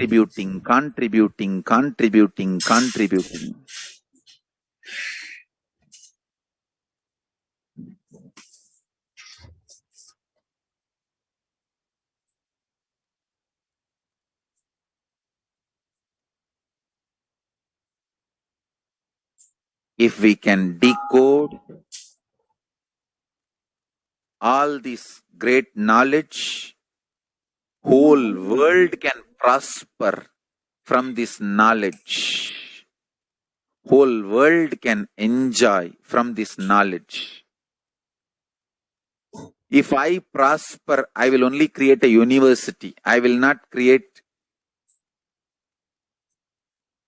anything else. If the Hindus prosper, they will only create education institutions. Because Hinduism is all about giving, contributing. If I prosper, I'll create university, that's all. Kailasa is all about university, to decode the ancient sciences and share with the world. Understand? Every day I am sitting and going on decoding, writing notes on my books and writing details on my books. Whether it is making human beings manifest powers And I have also now started downloading and decoding the science of making animals manifest powers. Whether making people manifest powers or healing,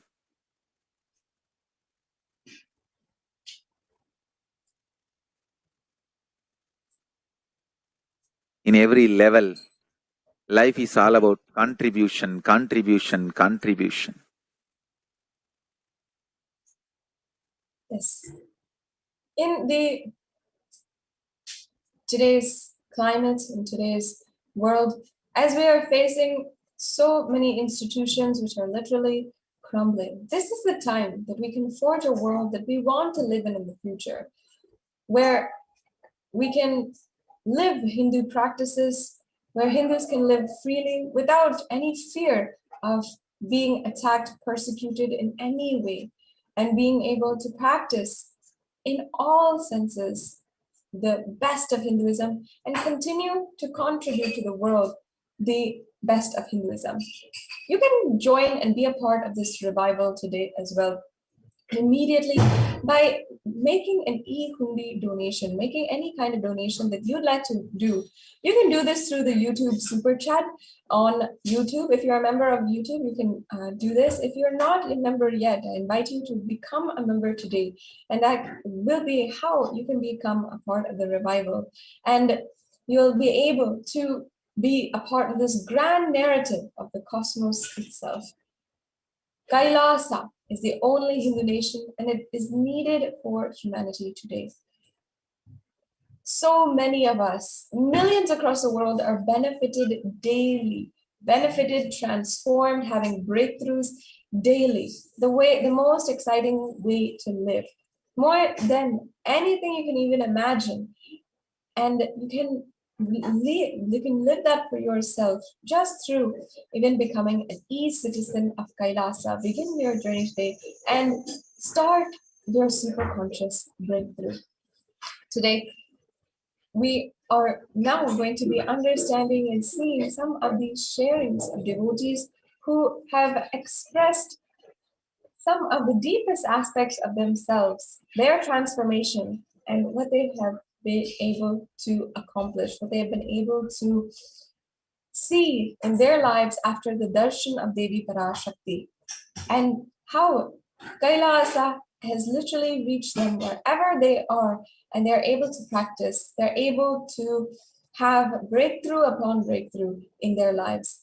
We'll now be seeing a few of the devotees' sharings and their beautiful words, their lives, and we're just going to get an insight into their lives on how they have literally transformed at this time with the grace and blessings of Devi Parashakti. So now we'll be going on into the sharings and seeing sharings of the devotees who have been transformed by Devi Parashakti over the course of just the last 6 to 7 months.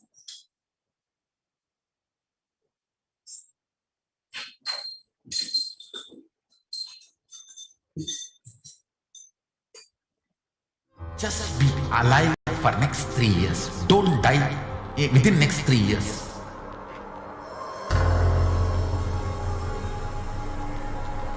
Just don't die within next 3 years. Be alive. Somehow be alive. I'm working sincerely. I will reach you somehow. Somehow I will reach you. It's my commitment to humanity.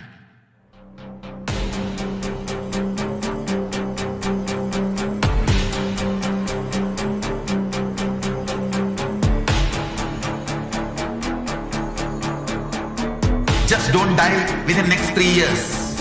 I will reach you wherever you are, whichever corner of the world you may be. I will reach you with enlightenment. You manifesting the space, state, powers, being Paramashivam. It is possible, and it is possible for you.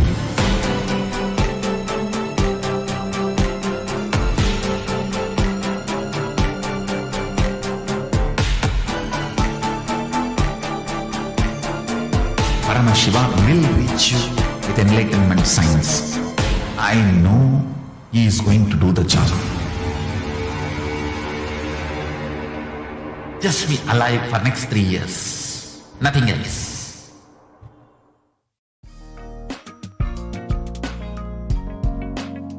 We get you health. We get you ability to build beautiful relationships in your life. We get you direct spiritual support, and we make sure you become wealthy.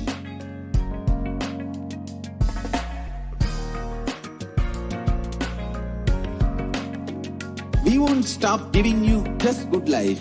We will literally not stop till you live enlightened life. Manifesting the state of Paramashiva, space of Paramashiva, powers of Paramashiva, being of Paramashiva.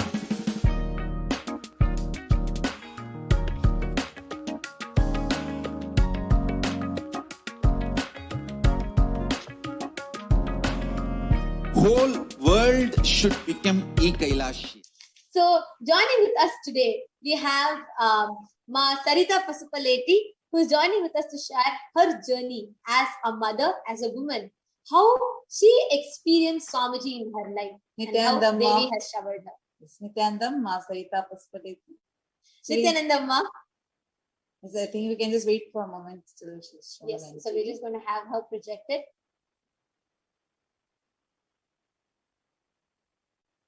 You can actually unmute and you can talk with us. Nityanandam, are you able to hear me? Yes. Yes. Ma, I want to tell the first thing, I'm so happy to have you here to share, because just to keep you informed, every viewer that are watching, everybody who are seeing this now, all of them are so excited. All of them are definitely they're also curious to listen to you, to share how as a mother or as a woman and as, in your life, how you have seen Swamiji's just the blessing that Swamiji showered upon you, and most importantly, Devi's blessing very recently, how that has empowered you in your life. So would you want to just introduce yourself to all the viewers? Yeah, ma. I'm Sarita Pasupaleti. I'm in Tennessee, USA. I mean, I know Swamiji from 2007, since 2007. Like every day, it's like a miracle. Like he's taking care of me like a kid, and then day to day in my day-to-day life, he's taking care of me everything. And not only like a work side and the family and the kids, everything he's taking care. Especially Devi Parashakti blessings recently, when I asked a couple of questions. Like when she read my name, I was first shocked. Is it my name or not? Because I didn't realize she's going to read my name. Then I was listening. Then she said she's going to take care of everything for me. And she said, don't worry about the kids. Leave it to them. I'm going to take care. And whatever I asked her, she said she's going to take it. It's like amazing. No, just to add one thing. In Tamil, she told, not just taking care, she told, I will go to any extent to take care of you. I will go to anything just for you. That was the exact words of Devi Parashakti. There are thousands of people who are like, will Devi not just tell me once she'll take care of me? Here, Devi told you she'll go to any extent to just take care of you and attend to you. Exactly, ma. Exactly. That is amazing blessings to me, and the connection also. I was from 2 days before that reading, I was connecting so much to Devi Parashakti. I was seeing her and whatever Swamiji explained, how we can connect to cosmic energies. So every day I was watching the readings. Then before the day, I felt she was so beautiful. When I watching her, I felt, oh my God, how beautiful she is. And on same day when she read my question, I felt very happy, and then the connection also be very beautiful. I felt like it's ultimate connection, and I have seen Parashakti, Swamiji, both are same. That connection happened, and when I close my eyes, she was coming in my her form. I have seen her form. She's keep on coming. That is amazing. And sometimes when I see myself in mirror also, I am feeling, am I look like Parashakti? Parashakti. Yeah, exactly. Yeah, that kind of power. That Parashakti says, I go to any extent just for you, and the way she protected you, like the way she just told with so much of, right? I watched her speaking like 4 times because, oh my God, where beings, trillions of beings. Actually, Lilita says now I'm just before the Palashruti, it will tell beautifully how all 33 crore devatas and all the beings, all the stamana, all types of beings literally wait just for a glimpse of hers. And here she comes out of millions, she calls it your name. And not just that, she says she goes to any extent just for you. Wow. Ma, how does this blessings make you feel as a mother, with your family and with your work friend, everywhere? How does this empower you in your life? Like very strong, powerful. I cannot explain. Like every day, I'm looking myself. I'm feeling like I am the Parashakti. That kind of feeling I'm getting, even in my workplace and at home and kids, with the kids also. Because when I was looking myself how I was and how I am right now. Because whenever the kids are coming and then disturbing me when I work, like literally I get anger. I was shouting them. Now I'm not getting that. Literally I'm looking, because they are kids. Even when someone shouted me, I felt like a very bad. Now I am feeling, I am Parashakti. Why do I need to shout them? Like I feel they are my kids. I need to be take care of them. See, this is real Hindu feminism. Like this is the real Hindu women empowerment. Because here you're not looking for any cerebral opportunities to be equal or something like that. Instead, you are feeling one with the divine. The divine feminine consciousness is manifesting through you, and that's empowering you from within. This is the real Hindu feminism. This is what Swamiji is reviving as women empowerment. So, Saritam, I just have one more small question for you. See, life before Swamiji, like right now, you have a life with Swamiji from 2007. So many years you have been connected to Swamiji. You have experienced all the powerful principles, the tattvas, the truths, everything in your life. And that has caused so many miracles. And just seeing the smile on your face, I can say how much of joy it has caused in your life. Now, how do you think these blessings from Devi Parashakti, these powerful truths, powerful revelations that Swamiji is bringing to the humanity, why do you think it is needed for other women, other people outside? There might be many mothers out there. There might be many single mothers and who are, and many people who are also working, business, everything. So what is it that you will want to tell them? How do you think this principle will enrich them in their life? Because usually has in the society has a woman or a mother, we feel everything we are taking care. Here we are forgetting the cosmic mother is there to taking care of everybody. When we connect to her, she is there to taking care of everything. Even that's a work, kids, business, family, everything. So that one I want to say, like connect to her. So beautiful. And it's the most important point. We all forget. We are all so immersed in trying to say, we'll take care, we will do. That's the most important point that you made. Because everybody runs thinking, I have to do, I'm struggling.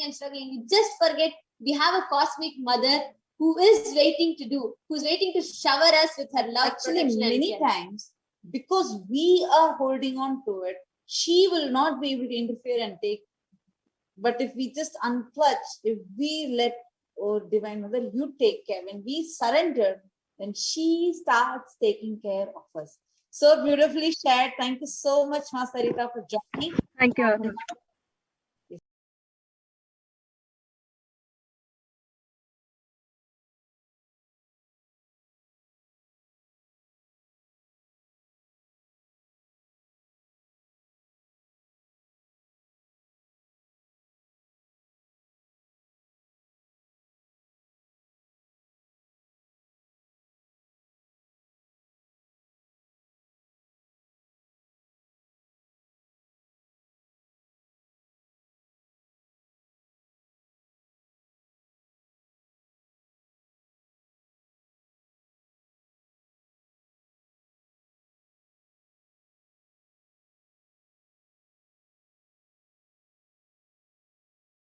Just be alive for next 3 years. Don't die within next 3 years.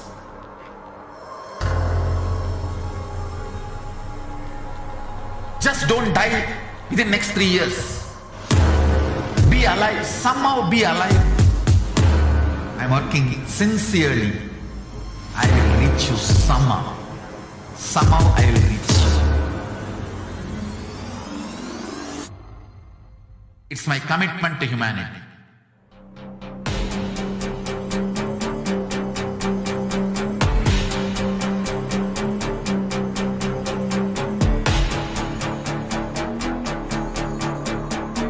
Just don't die within next 3 years. I will reach you wherever you are, whichever corner of the world you may be. I will reach you with enlightenment. You manifesting the space, state, powers, being, Paramashivam. It is possible, and it is possible for you.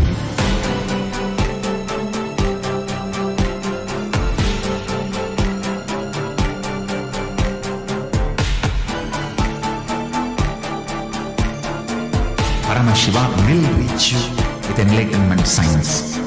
I know he is going to do the job. Just be alive for next 3 years. Yes, we just were able to see the heartfelt sharing from Ma Sarita Pasupati, who is from Tennessee in the United States and has given us a beautiful insight into her life, how Swamiji has given a newfound inspiration for her life every single day. Overcoming fears, being able to see and receive life, handle life in every single way possible, in every single situation. Now we'll be watching one more sharing from another devotee who is sharing once again about their experience after Devi Parashakti Akashic reading.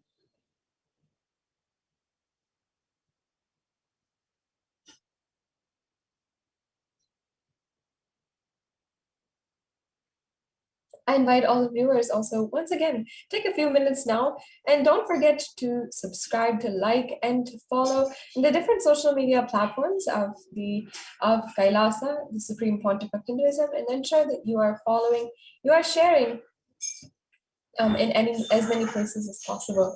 So you'll be able to join us, you'll be able to get the live notifications of when the live events are happening, and you'll be able to see exactly when the darshan is happening for yourself. It's going to be always a very, very beautiful way to experience Swamiji and experience a deeper connection with Swamiji.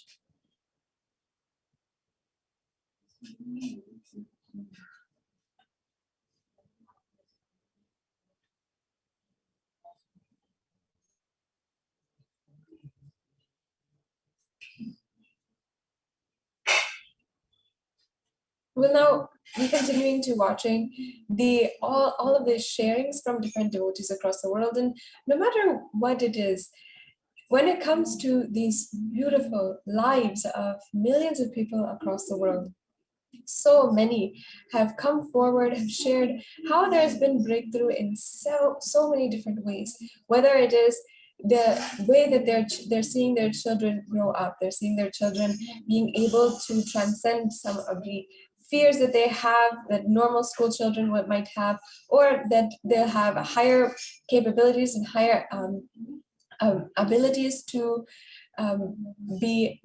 be running in their school, or whether it is their own ability to be able to have a higher understanding of themselves, their lives, and so on.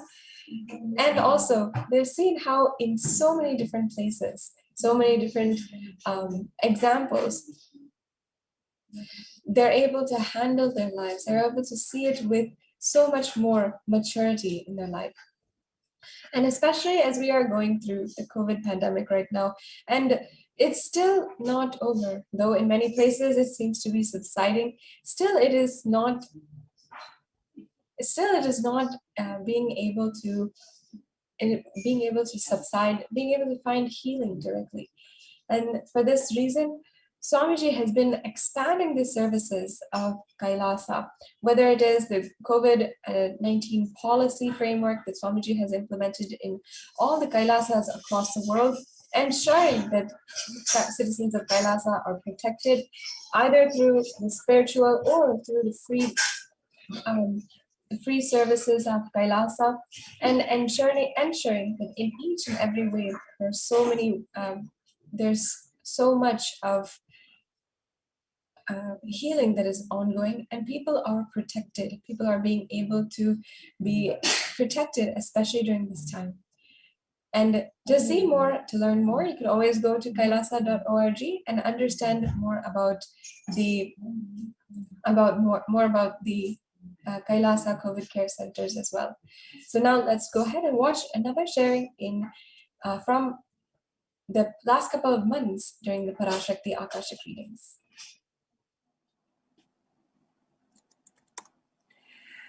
Nityanandam, dear viewers, today we have joining us Ma Shiva Elizabeth from Canada, who is here to share her miraculous experience of receiving Devi Parashakti Akashic readings. And we have Ma Shiva Elizabeth joining us live from Canada. Nityanandam Ma, thank you so much for joining us live today. You need to unmute yourself, Ma. Nityanandam Ma. Nityanandam Ma, thank you so much for joining us live today. If you can kindly introduce yourself, please. Your name, where you're from, how did you get to know about Swamiji? My name is Shiva. I'm from Canada. I'm an accountant, and I was on my spiritual path from few years, and I came to know Swamiji through a YouTube video last year, June. And my journey started going on very, very quickly, developing. I joined Paramashivam, and amazing things happening in my life constantly, every day, every moment, I would say, new things. Wow. So you just came to know about Swamiji less than a year back. And, I've been conducting sessions in Paramashivam, and I have seen Ma Shiva join many Paramashivam seasons. She has attended the Paramashivam online retreat, which is available for all of us. And she has completely utilized that online retreat, especially during the COVID pandemic time when we are all quarantined. She has attended multiple seasons and really used to manifest extraordinary powers. And now she is here to share her experience. I think yesterday or day before, Ma Shiva had her Devi Parashakti Akashic readings. And what was your question that you asked to Devi Parashakti? When I joined Paramashivam, right after 2-3 days or 4 days, I start having Satori experiences in my day-to-day life. So I was like every month or every other week, I was having different experiences, but they were not permanent. So it was a great fire in my heart to desire that experience to be permanent in my life. So yesterday night, when I was watching Devi Parashakti answering questions, I thought, okay, I'll ask Devi to please give me this experiences to be permanent. So I texted if you just say my experiences will be permanent and my enlightenment will be permanent in my life. And I texted once, and then I felt like everything stopped. I texted again. Right after my second text, I heard my name, and I was like once shocked. Okay, something is happening. It was so much exciting moment. Like the whole thing was stopped, and I was just listening. And right while I was hearing, my Dhyana Swami was translating right away for me. She was excited for me as well. The blessing I got, it was amazing. Don't read out that answer you got, Ma Shiva. So what Devi Parashakti blessed Shiva? So Shiva wanted, she had experienced Satori. Satori means a glimpse of the state of enlightenment, right? You get a peek into that state, but it is not a permanent. you get a glimpse and then you come back. And that Satori experience of enlightenment, and she had a glimpse of that state.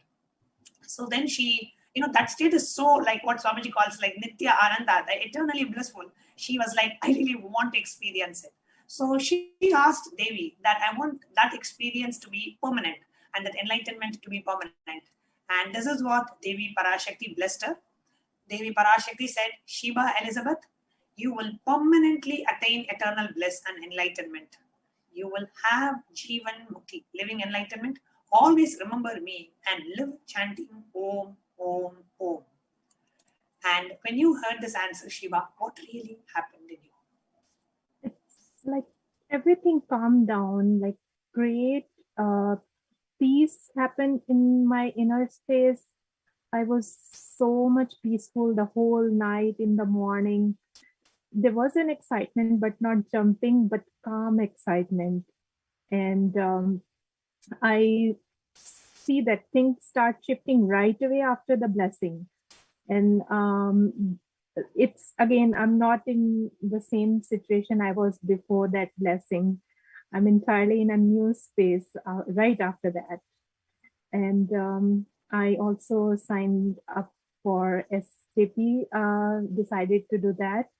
And today I asked for the blessing for Devi Parashakti, if she can bless me so I can be SJP. And still things start moving. So I had a client who was not paying me. He sent me the e-transfer. It was stuck payment. The payment came through. And right after a new client came and he paid me upfront right away. And another called and booked an appointment to show up next day. Yeah, that was amazing experiences. I have seen many breakthroughs in my business right after doing the Paramashivam.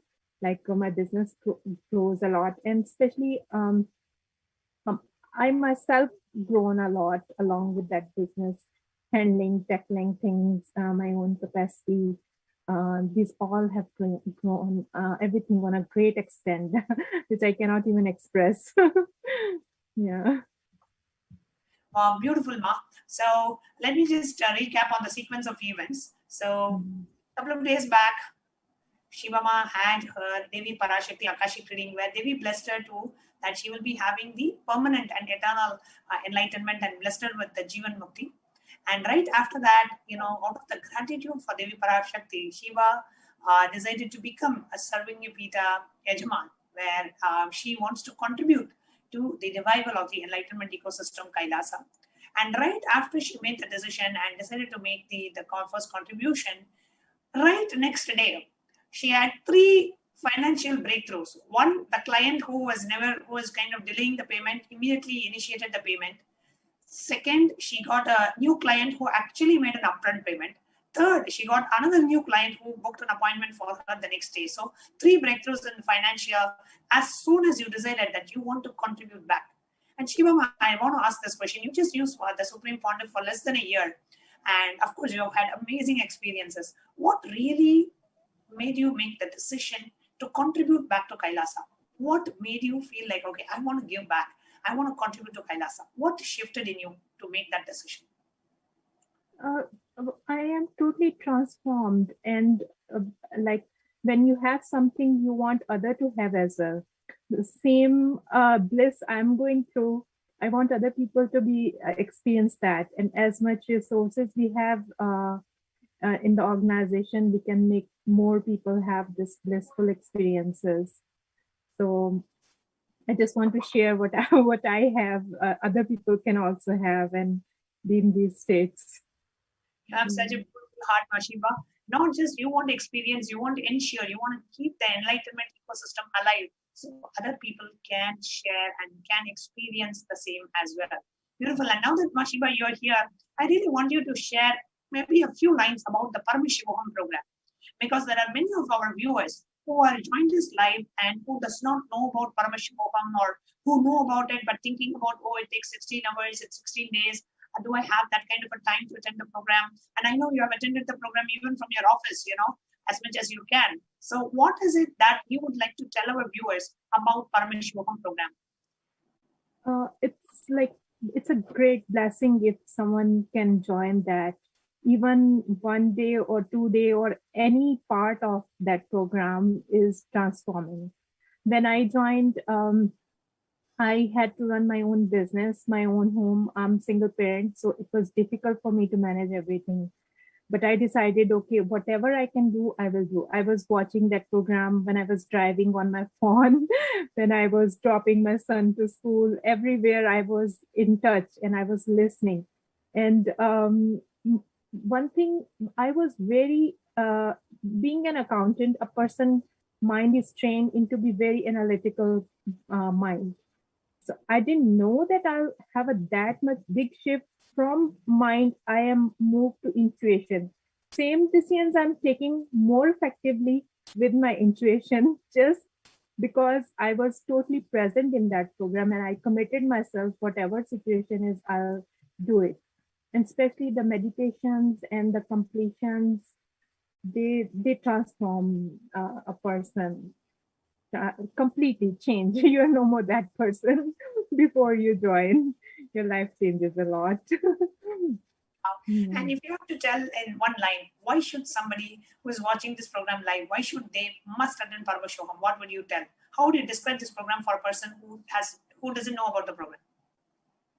So everything in our life we do, we want to attain a kind of happiness. We are looking for a happiness. But it doesn't come from the things we do, from the activities we do. It comes from our inside. And that inside, only Paramashivam can give you. So I kept on joining and again because something was shifting, something was moving inside me. So I wanted that space to be bigger and bigger and be in that place forever. So that is a permanent happiness, I'll say, if you want in your life. Yeah. Beautiful, Ma. Thank you so much for joining us, Ma Shiva. And for all our viewers, if you're watching and if you're listening to Ma Shiva sharing and you feel like, oh God, I want to experience that shift that Ma Shiva experienced in Paramashivam, you can go to kailasa.org/Paramashivam and register for the next season of the Paramashivam program, which is starting in, it starts every full moon and every new moon. So the next full moon or new moon, the program will start and you can join. It's a completely online program. The program is Guru Dakshina based, means there is no specific fee for the program. Out of the space of gratitude, whatever you want to offer as Guru Dakshina, you can pay for the program. And so the program is only Guru Dakshina based, so you can register and join the program right from the comfort of your own house, kailasa.org/Paramashivam. Thank you so much, Ma Shiva, for sharing your experience and coming live and sharing your experience. Thank you so much. Thank you so much.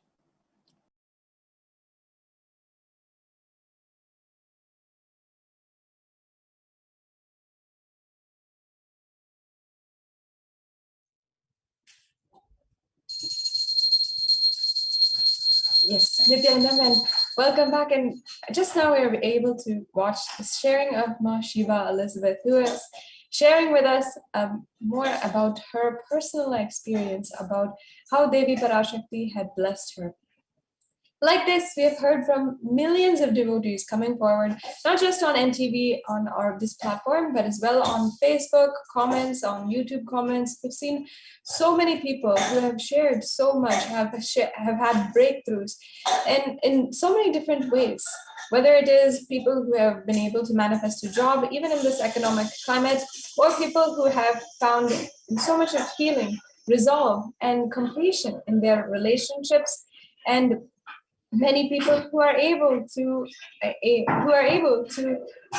find that they're finding new capabilities and new power manifestation happening in their life every single day.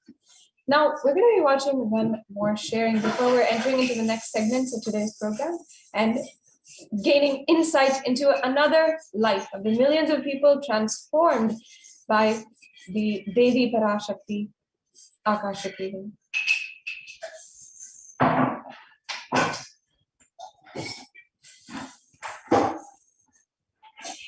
Before we go forward, I invite each and every one of you, you can go ahead and like, subscribe. Make sure you're subscribing and becoming a member of Kailasa's SPH Nityananda YouTube channel. There's more than 7,000 videos uploaded to Kailasa's SPH Nityananda channel, and that means that you can literally spend every single hour of your day with Swamiji. And of course, in your working time, you can go ahead and make sure that you are working, but at all other times, whenever you are free, whenever you want to connect back, you can watch any one of the discourses of Swamiji. You can see the divine secrets which he's revealed. You can sit in darshans, you can sit in mandala processes. You can literally spend every moment of your day just watching and imbibing, being in deep feeling connection, deep devotion with Swamiji. And that is the ultimate feeling that you need in order to manifest anything that you want in your life. Just a deep devotion to Swamiji. Now, you can always ensure that you are becoming a member of the Kailasa's SPH premium channel. So you can join as a member on the channel, on Kailasa's SPH Nityananda channel. There will be a join button. Make sure you go ahead and click that button, and you can follow the steps in order to become a member. There are several different levels. You can become a bronze level, silver, gold, premium, and platinum levels. And all of these will give you better access, will give you access to all more than 10,000 hours of Swamiji's discourses, Q&A sessions, mandala processes, darshans, and so much more. Not only that, you'll be able to get the notifications of the live darshan as soon as it happens. And you won't miss any darshan that happens, whether you're stuck in traffic or you're sitting at work or you are trying to do any work. You can ensure that you are always getting the notifications and ensure that you can get connected back to your consciousness, back to Swamiji, and do this spiritual solutions for life at any time during the day. And whenever there's a darshan, you can always make sure that you don't miss the notifications. And if you do miss, and if you do, you can always keep track and make sure that you're coming back to the same darshan and watching it once again. Every single day, there's always new happenings and events in Kailasa. Coming up on the 4th of December is the Solar Eclipse, the Surya Grahana, and which is going to be one of the most ferocious, most intense times, where in terms of energy and the amount of energy that's going to be impacting the human mind and body.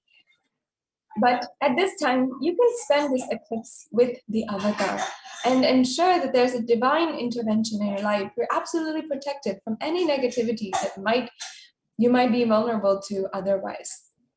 So ensure that you're following SPH Nityananda Facebook page and stay tuned for the updates for the event on this 4th of December. It's starting at 11 a.m. Or 10:53 a.m. Indian Standard Time, and all over the world. You can join on live on a TV program on this platform, and you can join live on Zoom as well. So make sure that you are staying up to date with all of the different updates, with all of the different events that are coming up. This one especially, make sure that you're not missing out and you're inviting all your family and friends. Now let's move on into the next sharing today, and let's see for ourselves the devotees who have shared their heartfelt sharings and insight into their lives with the avatar.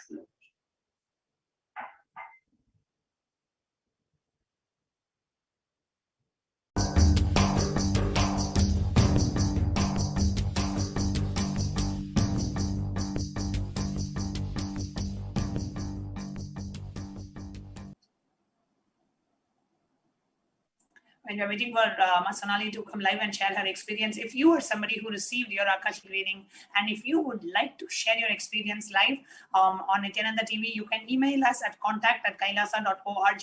Send us an email, just give a gist of what was your experience, and then we will be more than happy to have you join the live panel. Okay, now today we have Sonali Gupta. Nityanandam Sonali. Nityanandam Ma, thank you for having me here.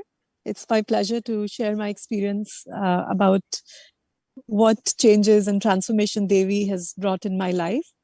And before I go into the experience I had from the recent Akashic readings, I want to share that Devi has been like a very transformative force. Like she's always been someone that I connect to so deeply that, I have done completions and I've done so many things, but with Devi, like with her grace, it just opens like floodgates. So before I share what happened recently, right, like last year, during one of the Paramashivam programs, during a Devi darshan, I was intensely praying to her, and she gave me courage. And I thought, like, there's one thing that I've been putting off on was to kind of become a Sarvanyapita Yajaman, and I pledged during that darshan that I will make it happen. Like I'll just do everything possible to make that happen. And within 15 days of that, I worked through my incompletions. They surfaced, but I kind of took the jump within 15 days of that darshan, and I actually made a jump into Sarvanyapita Yajaman. And of course, that was a great blessing, right? Not to say like, Devi definitely blessed with a lot more than what I could offer. It's her grace and compassion is so good. And very recently, during these Akashic readings, I had submitted my questions, but like everyone else, I wasn't sure if Devi was going to answer and if she's ever going to answer my prayer. But I was just tuning on to the session, listening, and I'd submitted my questions a few days ago, not even on that day, but it was my birthday on 28th of April, and as soon as Devi kind of said the first few sentences, I heard my name as the very first name. And just hearing that, I of course did not understand the language, but just hearing my name and the energy, it was like I knew something was shifted, like it was just something was taken care of. And I did not know what Devi said, but it was amazing. And I was just absorbing that and just trying to figure out like what that meant and what was the shift. And I was just totally enjoying that space. And then the very next day, when the Akashic readings happened again, the readings had started and I just posted my question casually. I wasn't even, at that point, I thought, I'm probably already late.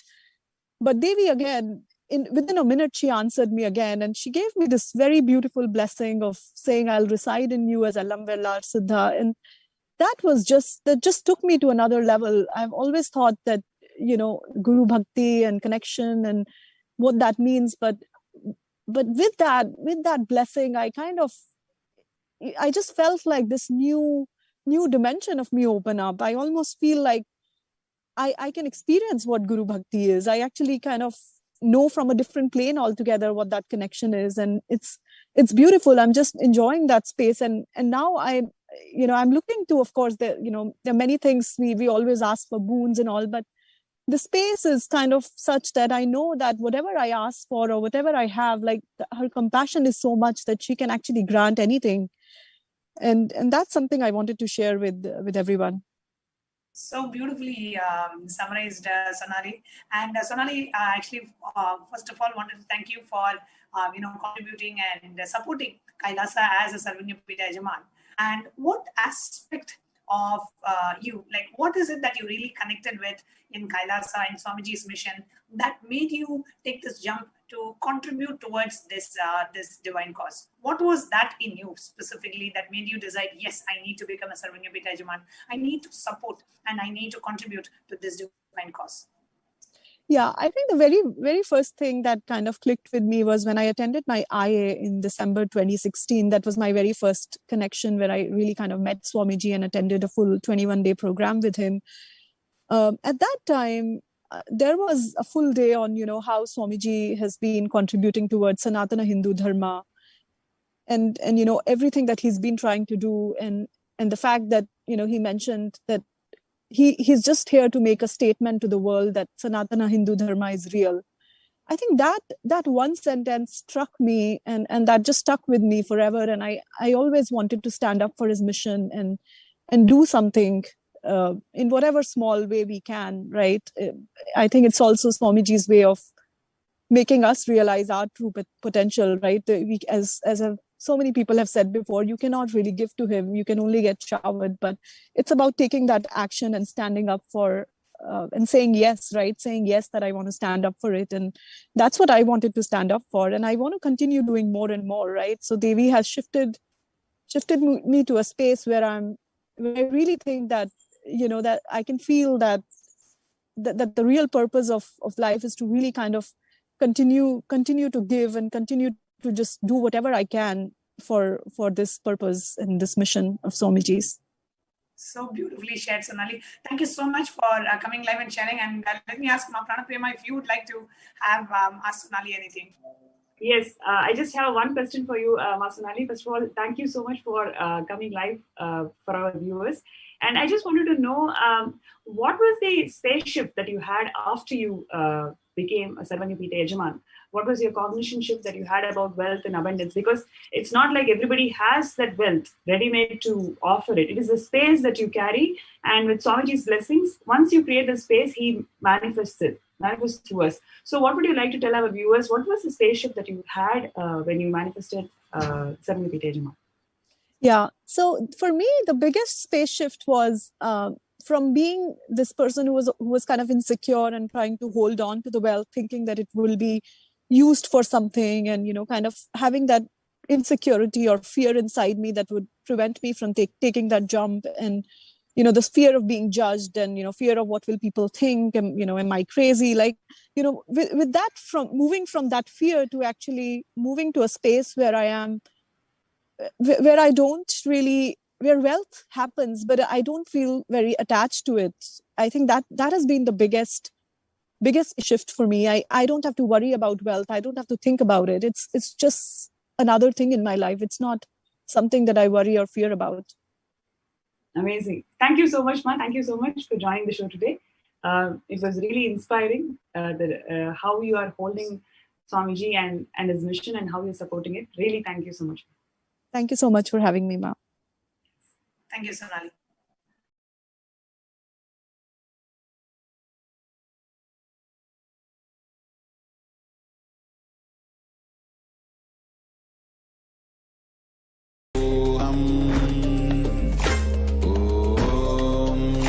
Nityananda Paramashivam.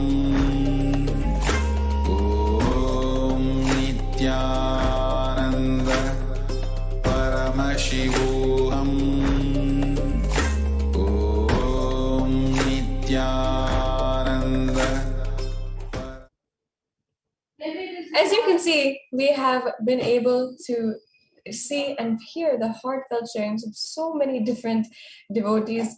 Now, this just from Sonali Guptama, who has been able to share with us a little bit about her own personal transformation, what she's able to see the change in different aspects of her life, in her family, in her spiritual manifestation, and in so much more. We're seeing that there's been so much of transformation, so many devotees who've been coming forward.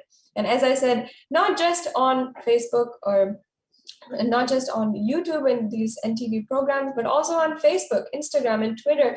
So many people have been coming forward and just sharing how delightful, how immense the sharings are, and how the transformation has happened in their lives. Once again, I invite each and every one of you to share in all the different platforms to make sure that you are liking, subscribing, following, and you are becoming a member of Kailasa's SPH and NITHYANANDA YouTube channel. Over the last 27 years, the Supreme Pontiff of Hinduism has been continuously giving so much of work, has been giving so much to the world, contributing so much in every different sense.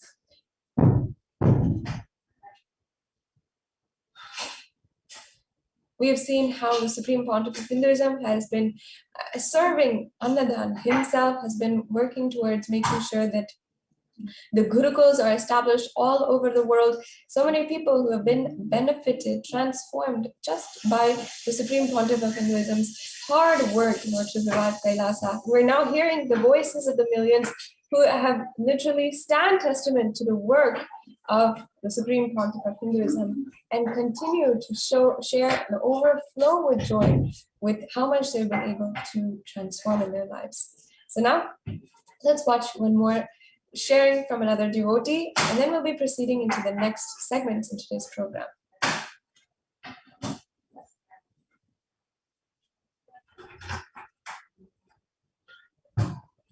Just be alive for next 3 years. Don't die within next 3 years.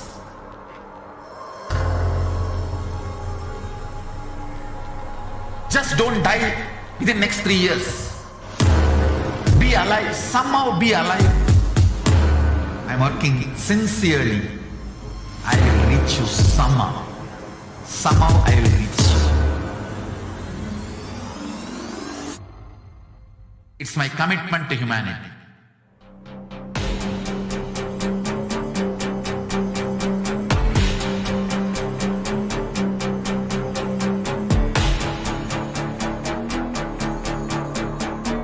Just don't die within next 3 years. I will reach you wherever you are, whichever corner of the world you may be. I will reach you with enlightenment. You manifesting the space, state, powers, being Paramashivam. It is possible, and it is possible for you.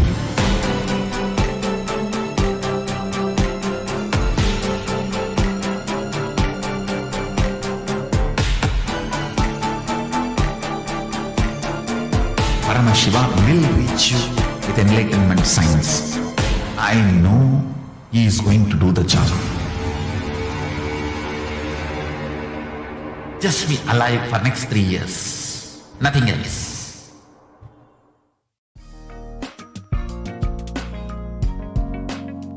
We get you health. We get you ability to build beautiful relationships in your life. We get you direct spiritual support, and we make sure you become wealthy.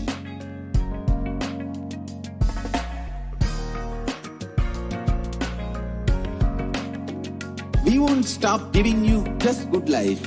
We will literally not stop till you live enlightened life. Manifesting the state of Paramashiva, space of Paramashiva, powers of Paramashiva, being of Paramashiva.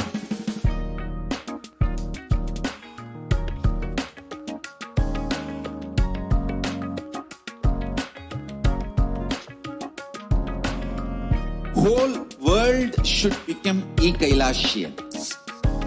I want the whole world to know Hindus have something great to contribute to the world.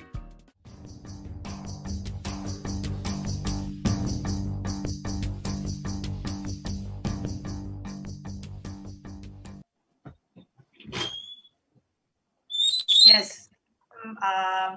Malalidamika, you can please go ahead and introduce yourself. Yes, Nityananda. My name is Nitya Lalita Ambikananda, and I'm from Toronto, Canada.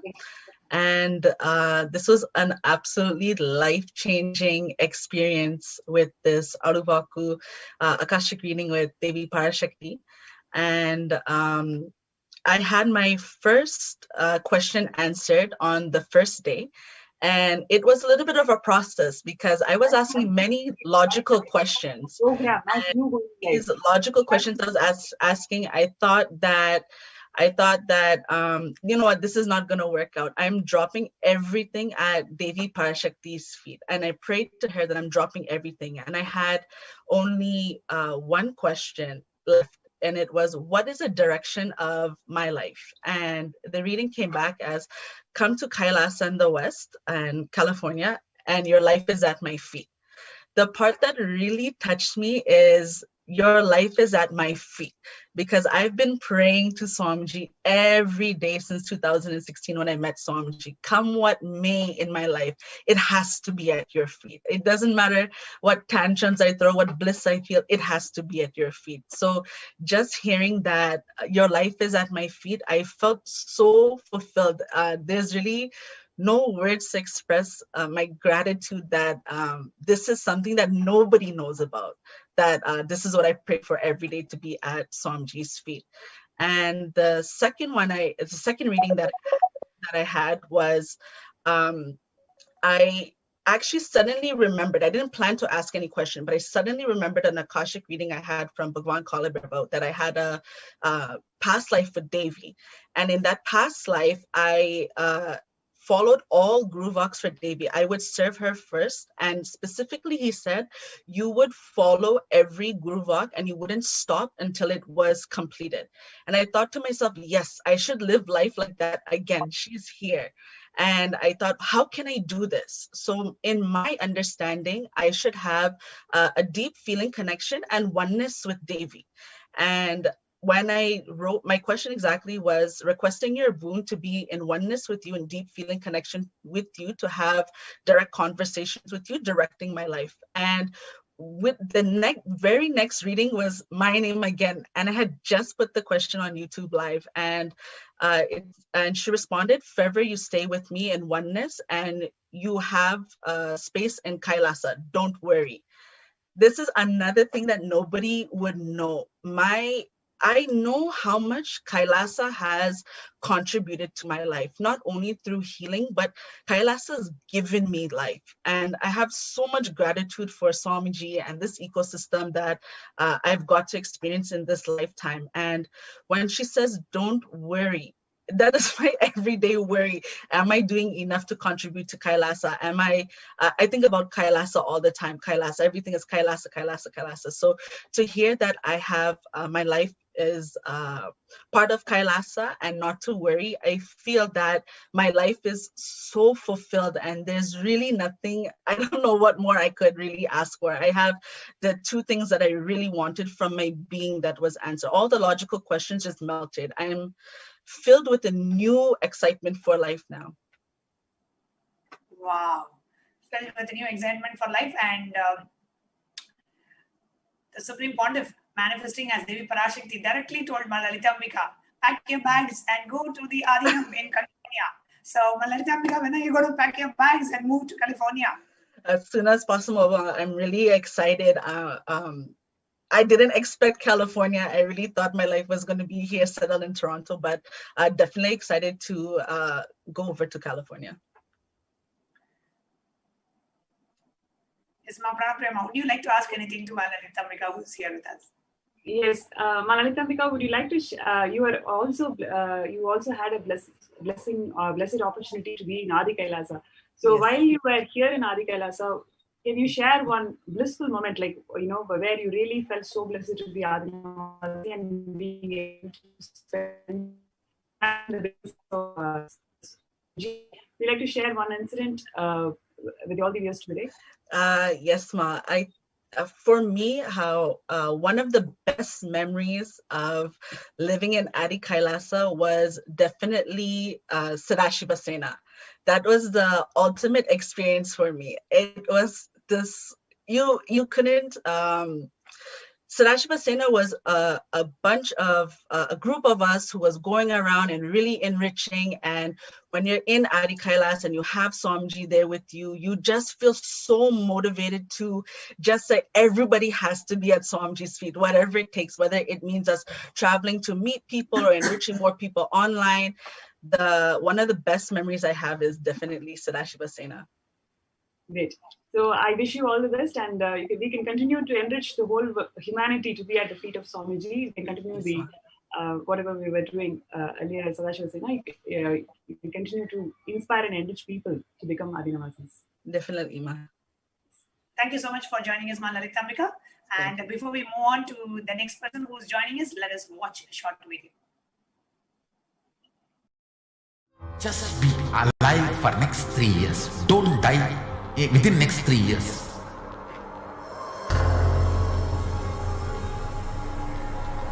Just don't die within next 3 years. Be alive. Somehow be alive. I'm working sincerely. I will reach you somehow. Somehow I will reach you. It's my commitment to humanity.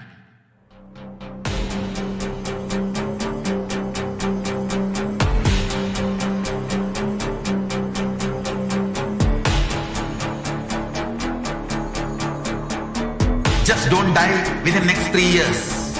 I will reach you wherever you are, whichever corner of the world you may be. I will reach you with enlightenment.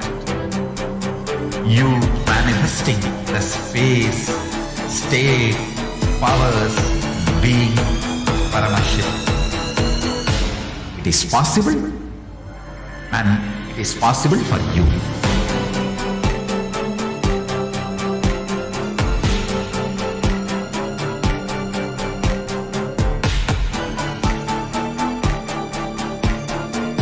Paramashiva will reach you with enlightenment signs.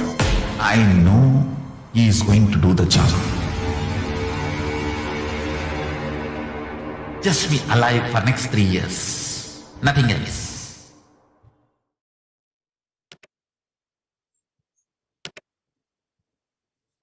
Just be alive for next 3 years. Don't die within next 3 years.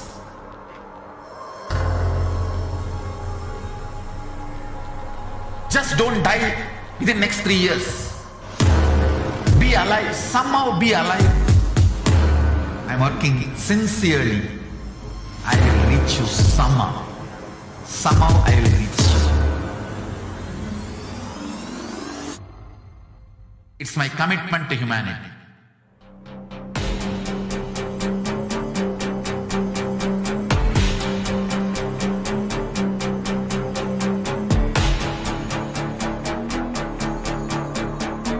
Just don't die within next 3 years. I will reach you wherever you are, whichever corner of the world you may be. I will reach you with enlightenment.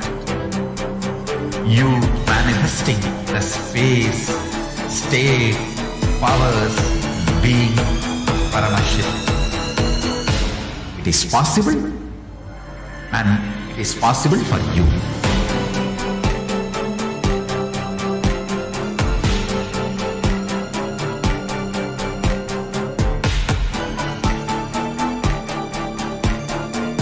Paramashiva will reach you with enlightenment signs. I know he is going to do the job. Just be alive for next. Now, we just heard from Lalitambika, one of the devotees from Kailasa in Toronto, how she has been able to find so much of transformation, overcome her fears, her deepest fears, and not only that, have the utmost Guru Bhakti, find the best kind of devotion at the feet of Swamiji. She shares that whatever her life takes her, wherever her life takes her, whatever happens in her life, her prayer is always that she should be forever at the feet of Swamiji.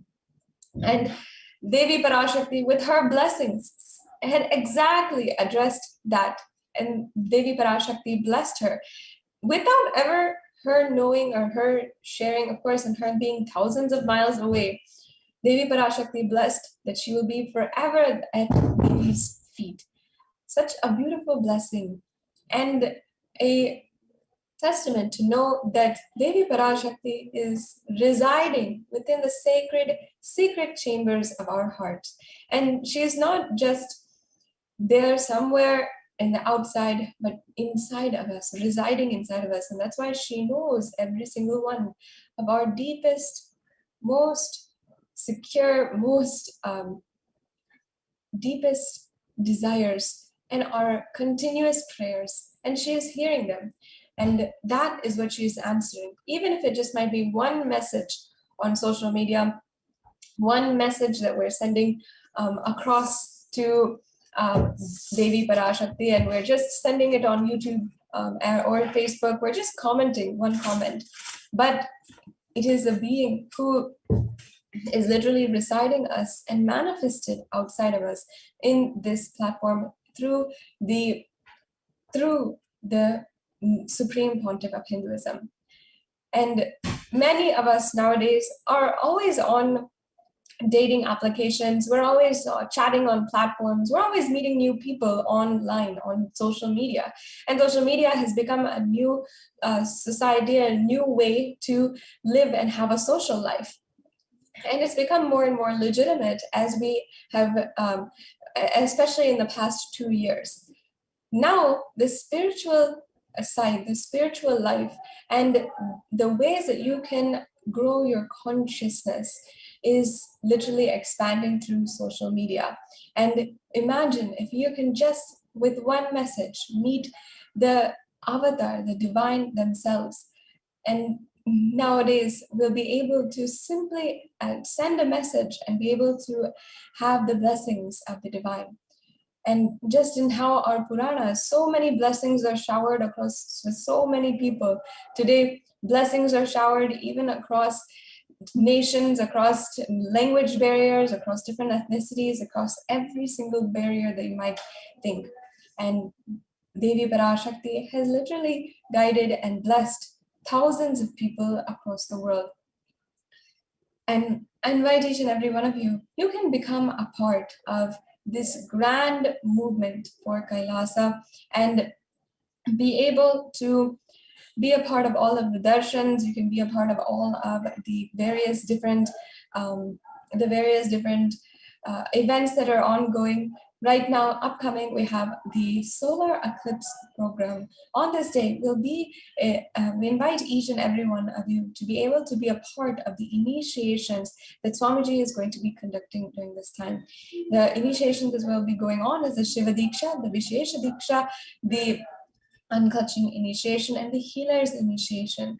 All four of these are very, very powerful initiations, and it's an opportunity for any one of you to be able to come in for the first time, to have the most ancient initiations from Sanatana Hindu Dharma, revived from the Sanatana Hindu Dharma, and made available to you in order to shape your life. This December 4th, just 2 days away, is a day that can change the course of your entire life. If you'd want to decide right now, if you're connected to Swamiji and you feel that this is the right path for me, this is what I've been searching for, then do come to the December 4th event, and ensure that you are contacting your local sanghas and you're able to make it to these events. You're able to have all of these procedures prepared beforehand in order to participate completely in these programs. And make sure that you're staying tuned on Kailasa's SPH Nityananda Facebook page, where we'll be posting the updates, and you can get in touch and make sure that you are signing up immediately for the program and you're ready for the program on the 4th of December.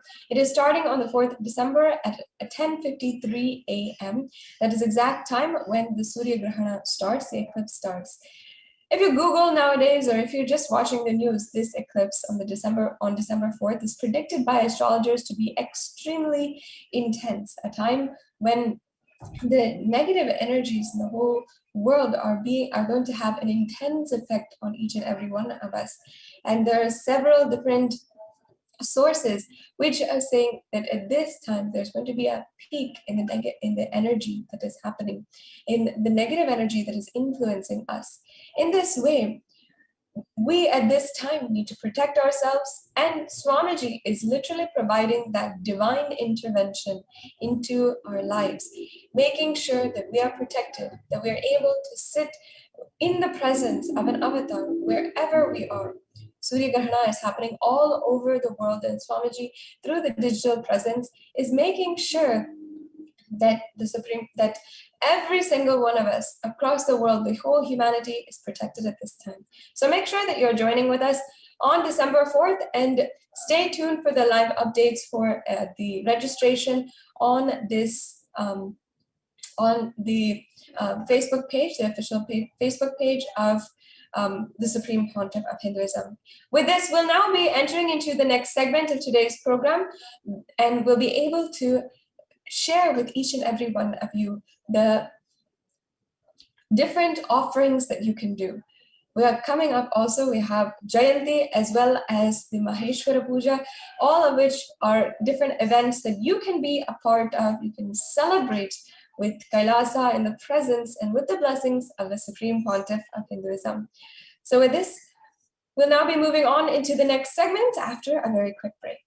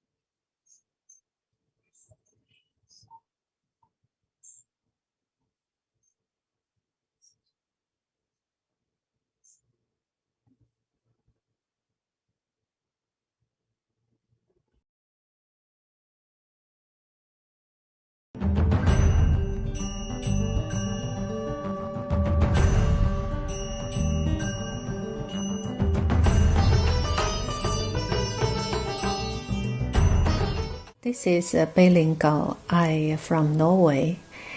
27th of July, I did group puja. In this puja, we allowed to write 4 family members. So I write down my husband's name and my parents to pray healthy.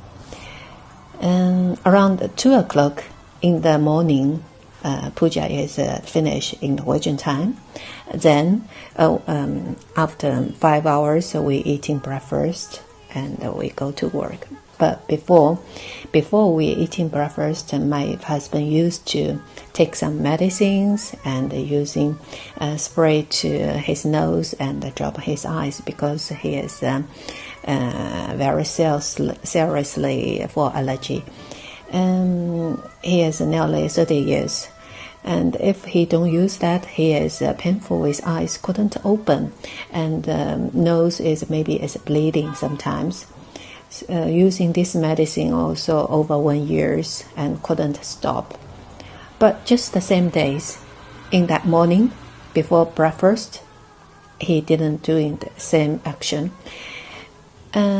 I'm very surprised in that time because he is a Norwegian. I didn't tell him I did puja for him, and I also didn't ask. So we just go to job. After we go back home, and in the evening we have a free talking. I asked him, today you forgot using your medicine for your allergy for your nose and eyes. He said yes. Today morning, when I wake up, I suddenly decided myself I don't want using my medicine. So whole day I didn't feeling unwell. It's quite well. So I quit it. In my mind, I think, wow, this must be Swamiji did. And strongly recommend everybody to participate in the ritual in the Swamiji of us to get blessing. Nityananda.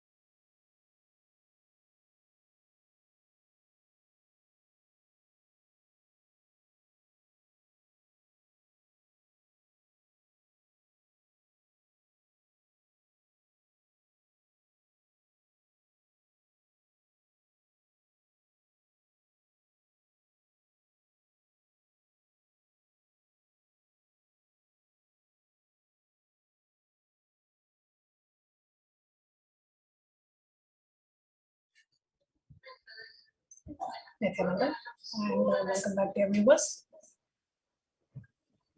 In the next segment of today's program, we are going to be sharing with you about the various ways we can connect with Devi Parashakti, the various ways we can feel that intimate connection, a deep feeling connection with her, to experience her love, the devotion, to experience her grace, and to experience the flowering of that beautiful feeling connection, surrender and love to the divine.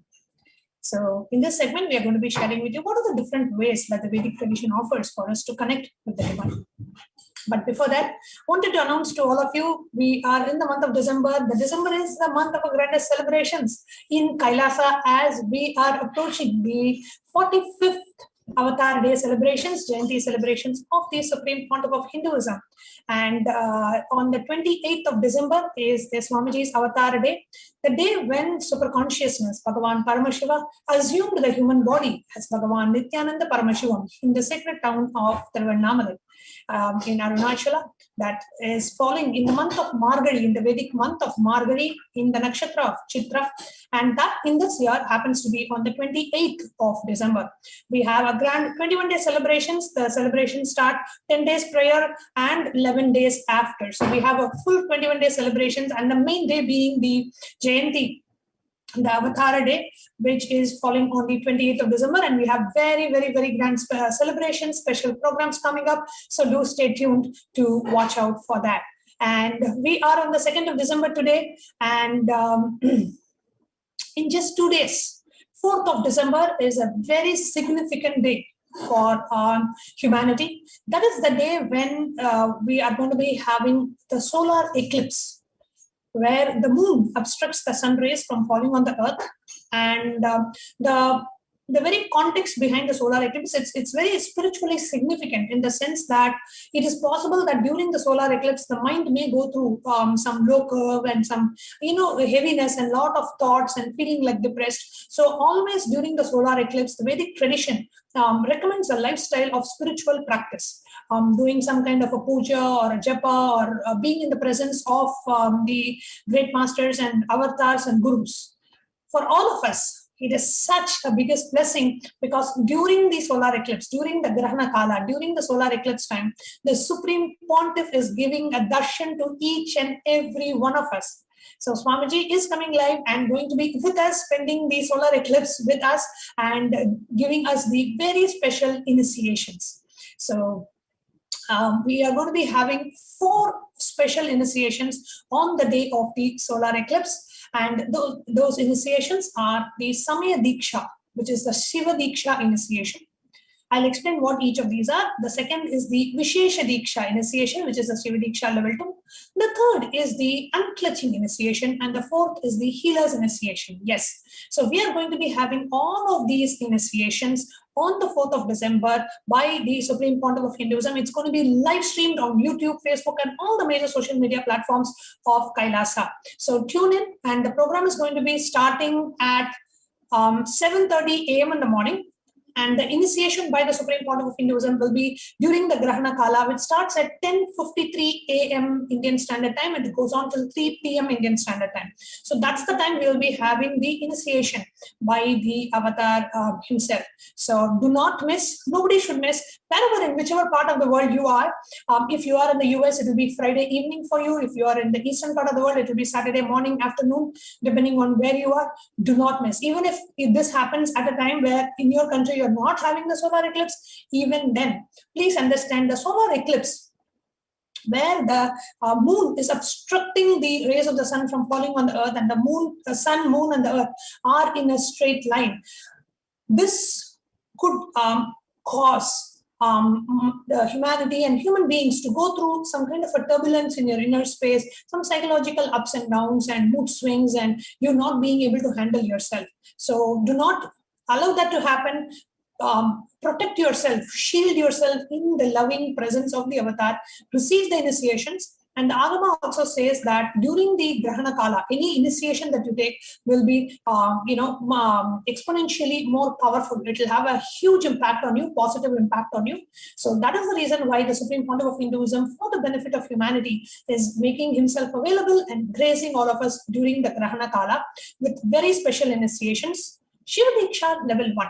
Now, the Shiva Deeksha level 1 initiation is for you to live that space of Paramashivam. And what is living that space of Paramashivam? So the Shiva Deeksha level 1 is when you experience that inner space of powerful cognitions every moment in your life. Whatever happens, irrespective of what people tell about you, situations are conducive, situations are not conducive, whatever may be the situation that you are experiencing, in that space, always responding to life with powerfulness. The greatest example is, of course, the Supreme Pontiff of Hinduism. Irrespective of innumerable attacks, innumerable assassination attempts, character assassinations, one thing never changes: the way Swamiji responds to every situation from the space of powerfulness and from the space of absolute bliss. Whatever, even people may totally do character assassination and hate speech and propagate it all over the world, Supreme Pontiff always responds from the space of powerfulness, from the space of non-violence, love, and compassion. it is possible for each and every one of us. And to give us that kickstart, that jump start, to make us experience that shift in the inner space instantaneously is Shiva Diksha. So Shiva Diksha is literally like reinstalling a new operating system which responds differently, which responds powerfully, as opposed to the operating system or the software, the inner software we have, which constantly makes you criticize you and spit out anger and violence and all that, or you feel depressed, you feel powerless, you feel violated, whatever it may be. That's just how we by default human beings choose that way of responding to life, and it can be altered. So the Supreme Pontiff of Hinduism during the Shiva Diksha initiates us into that beautiful space where every moment you respond to life from the space of Paramashivam. So that's number one. The second is the Vishesha Diksha initiation, where the Supreme Pontiff of Hinduism is initiating us to manifest powers, living a life manifesting powers, living a stress-free life, living a life where you experience the deep devotion to Bhagavan Paramashivam, a deep feeling connection towards your Guru. So that is the Vishesha Diksha.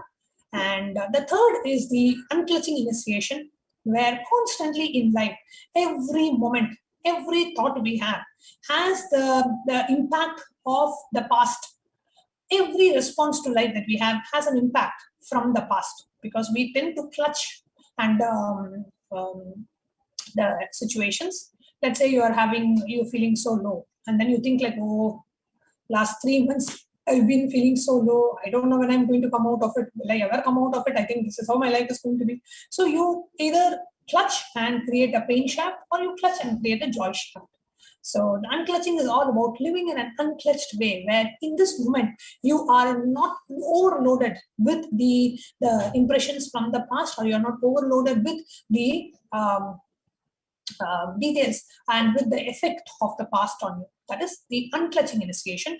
And finally, we have the healers initiation, Nityananda spiritual healing initiation, where you are initiated to be able to heal yourself and heal others. And it's a very powerful initiation where you literally become a channel of the Supreme Pontiff of Hinduism to flow through you to heal others. And it's a very, very, very beautiful experience and a blissful experience. I'm sure so many of the healers around the world will totally agree with me. What a joy it is to just sit. All you have to do is just sit and connect with Swamiji, visualize on the Ananda Gandha, bringing the awareness to the Ananda Gandha. You just keep the hand of the other person. You will literally feel Swamiji's energy flowing through you, gushing through you, through your hand to the other person to whom you are healing. It's a very beautiful experience for the healer. Every time we heal people, it gives us so much of joy and so much of a feeling connection with Swamiji. So these are the 4 initiations that the Supreme Pontiff is going to be blessing on the 4th of December, which is the Solar Eclipse Day. So do not miss out. You can join us live on YouTube, on Facebook, on any of our social media platforms, and to participate in these initiations. And please do share this information with your Sangha members. Share this information with your friends, family, and we have all the details posted on the SPH JGM Nityananda Paramashivam page on Facebook. You can take a look at it. So with that, and also on the 4th of December, we have the Maheshwara Puja, which is an offering to the departed souls, which we have on every new moon and every full moon day. And the Amavasya is on the 4th of December. So the schedule of the events starts at 5 o'clock in the morning. We give an introduction to Maheshwara Puja and share with you the context behind Maheshwara Puja. At 6:30 in the morning, we have the Maheshwara Puja ritual. Immediately following the Maheshwara Puja at around 7:30 a.m., we'll be sharing with you how to prepare yourself for the Shiva Diksha initiations. Shiva Diksha level 1, level 2, healers and unclutching initiation, how to prepare yourself. And after you prepare yourself, and around 10:53 or 11 o'clock, we'll be having the live initiation where Swamiji himself will come and Swamiji will be initiating all of us. So that's what the whole program is about. So spending your Saturday morning with the avatar, especially during the eclipse time, focusing on your spiritual path is the best thing you can do. So please do share this information with your friends, family, everyone, and invite them for the 4th of December, a very special event, which is the event of the Solar Eclipse, where the Supreme Pontiff is coming and blessing humanity with 4 very, very, very special initiations. And for those of you who are new, initiation is a direct transfer of spiritual energy. It is a transfer of an experience. Swamiji transmits that experience. So directly you experience that state. So it is not that it's not Swamiji is initiating you into a technique or a practice which you have to do. No, Swamiji is transmitting the experience itself. So with that, we will now be moving on to the next segment of the program where we share with you what are the different ways each of us can connect with Devi Parashakti. So what are the offerings that we have to Devi Parashakti? Let us take a look. Yes. The offerings to Devi Parashakti. The first offering that we have to Devi Parashakti is the offering of the e-hundi. The e-hundi offering. So if you go to any temple in in the Vedic tradition, every temple has a hundi where anybody who comes offers their contribution in the hundi. It may be small, it may be big, but you always contribute something into the hundi. It is a lifestyle actually. It's an unsaid lifestyle. Everybody goes and you put something in the hundi, whether it is a 5 rupee note or $5 note or $10 note, you put something. You always make your offerings in the e-hundi. So a beautiful reference from the Lalita Sahasranama where it says Bhakti Priya Bhakti Gamya Bhakti Vashya Bhayapaha Shambhavi Sharadaradhya Sharvani Sharmadagini. Devi is fond of true devotion and is realized through true devotion. She can be won over through true devotion. She removes all the fears. So Devi Parashakti can be realized only through true devotion and absolutely through true devotion. So if you have real devotion to Devi Parashakti, you will just connect with her. You will feel so much of joy because you know Devi Parashakti is there taking care of you. And if there is any fear in the minds of the devotee, Devi is sure to remove that fear. It is stated that Devi likes to be worshipped in autumn. Here it is meant that the autumn of our lives, when thoughts turn more and more inwards, the role of the divine is known and understood clearly. The need for Devi worship becomes stronger. Shambhavi is called the consort of Shambhu, Bhagavan Paramashivam. Sharada Radhya, the one worshipped by Devi Saraswati. Sharvani, the wife of Lord Shiva. And Sharmadayini, the Devi who bestows happiness on devotees. You can offer your gratitude and devotion to Devi Parashakti by offering your kanikya, by making your offering and experiencing the deep love and feeling connection. The next offering is the offering of Sankalpa. Sankalpa is a conscious resolution. The Vedic tradition so beautifully says that with your conscious will, anytime you create an intention, that intention has to manifest as reality. And the Supreme Pontiff of Hinduism has delivered so many lectures and satsangs where he says, you are your intention to be. What you intend to be is who you are, not all your past and the past failures and your past impossibilities. This moment, what you want to be, that is what you are. So you are your intention to be. So this moment you decide what you want to be and manifest life like that. So the Sankalpa chanting is where you actually receive the blessings of Devi Parashakti for your intention. So for many of us, the intention may be to have a good job. For many of us, the intention may be to have a good relationship. So just offer the Sankalpa, receive the blessings of Devi and tell, okay, Devi, please bless me so that this manifests in my life.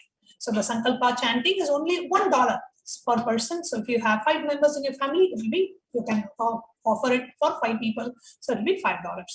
The next offering that we have is the offering of the Sahasranama Swarna Kasu, which is basically a gold coin.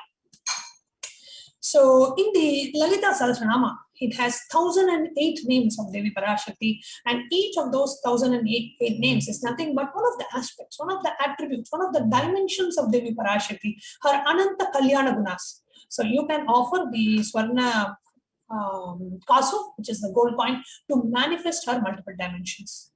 The next offering is Mukta Anguti, the finger ring with a pearl. The Devi Suktam so beautifully describes that the goddess who brings fortune, who is praised by the gods, who is served by the Devendra, who is praised by the Devas, who are troubled by the Asuras, who is praised and remembered as because she solves all our problems and she is the source of good in the world. Let that goddess destroy all obstacles. Blessings for protection. You offer the Muktangati and receive the blessings of Devi for protection from all dangers and fears. It comes in 3 different denominations: $251, $500, and $750.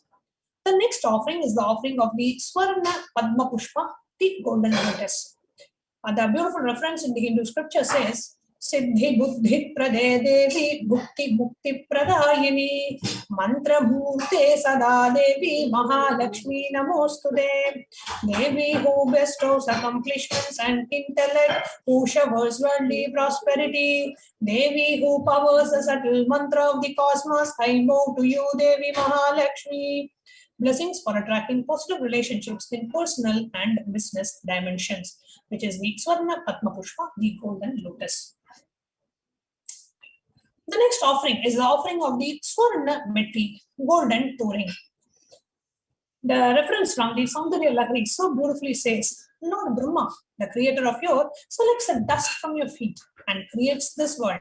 The great Adi Shaivite, with his 1,000 heads, somehow carries the dust of your feet with great effort, and the great Lord Rudra takes it and powders it nicely and uses it as a holy ash. The Swarna Meti, the golden touring of Devi Parashakti, to manifest leadership dimension in your life. So let's all connect with Devi Parashakti, receive her blessings, offer the Swarna Meti, the golden touring, and the very dust of the feet, which is worshipped by Brahma, Vishnu, and Paramashiva. Let us offer that. The blessings for a life of leadership qualities by offering worship to the divine lotus feet of Devi Parashakti, achieved by even worshipping a tiny grain of dust from her feet. Meti is a golden touring to worship by adorning the divine Devi Parashakti's feet.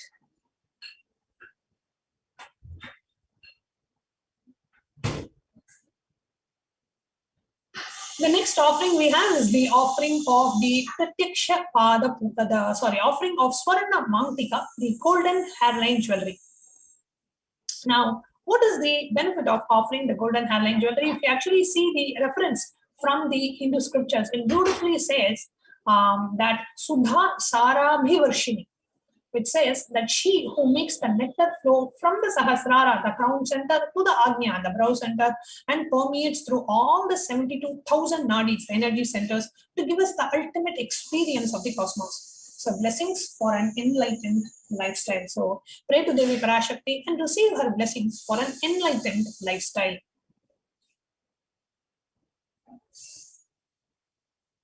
The Swarna Mantika, the golden hairline jewelry. If you always see, Devi will be wearing this hairline jewelry, which we call the Neti Chutti, and you can offer that to Devi and experience the enlightened lifestyle. Swamiji always says, living, radiating the state, space, and the powers of Paramashiva. And then now next comes the ultimate offering of Pratyaksha Pada Puja, the offering of gratitude at the divine lotus feet of our beloved Swamiji. A beautiful reference from the Guru Ashtakam. It says, Yasho Megatam Dikshu Dana Pratapa Jagat Vastu Sarvam Kare Yat Prasadat Manaschena Ratnam Guru Rangri Padme Tatakim Tatakim Tatakim Tatakim. My repute has traveled in all directions through my philanthropy and prowess.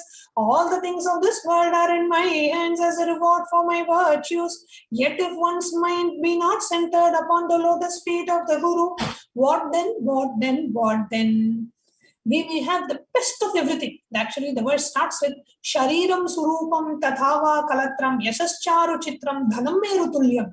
You may have a beautiful body, you may have a beautiful spouse, you may have wealth like the Mount Meru, and Dhanam Meru Tulyam Yasascharu Chitram, your name and fame would have spread wide, far and wide in the whole world.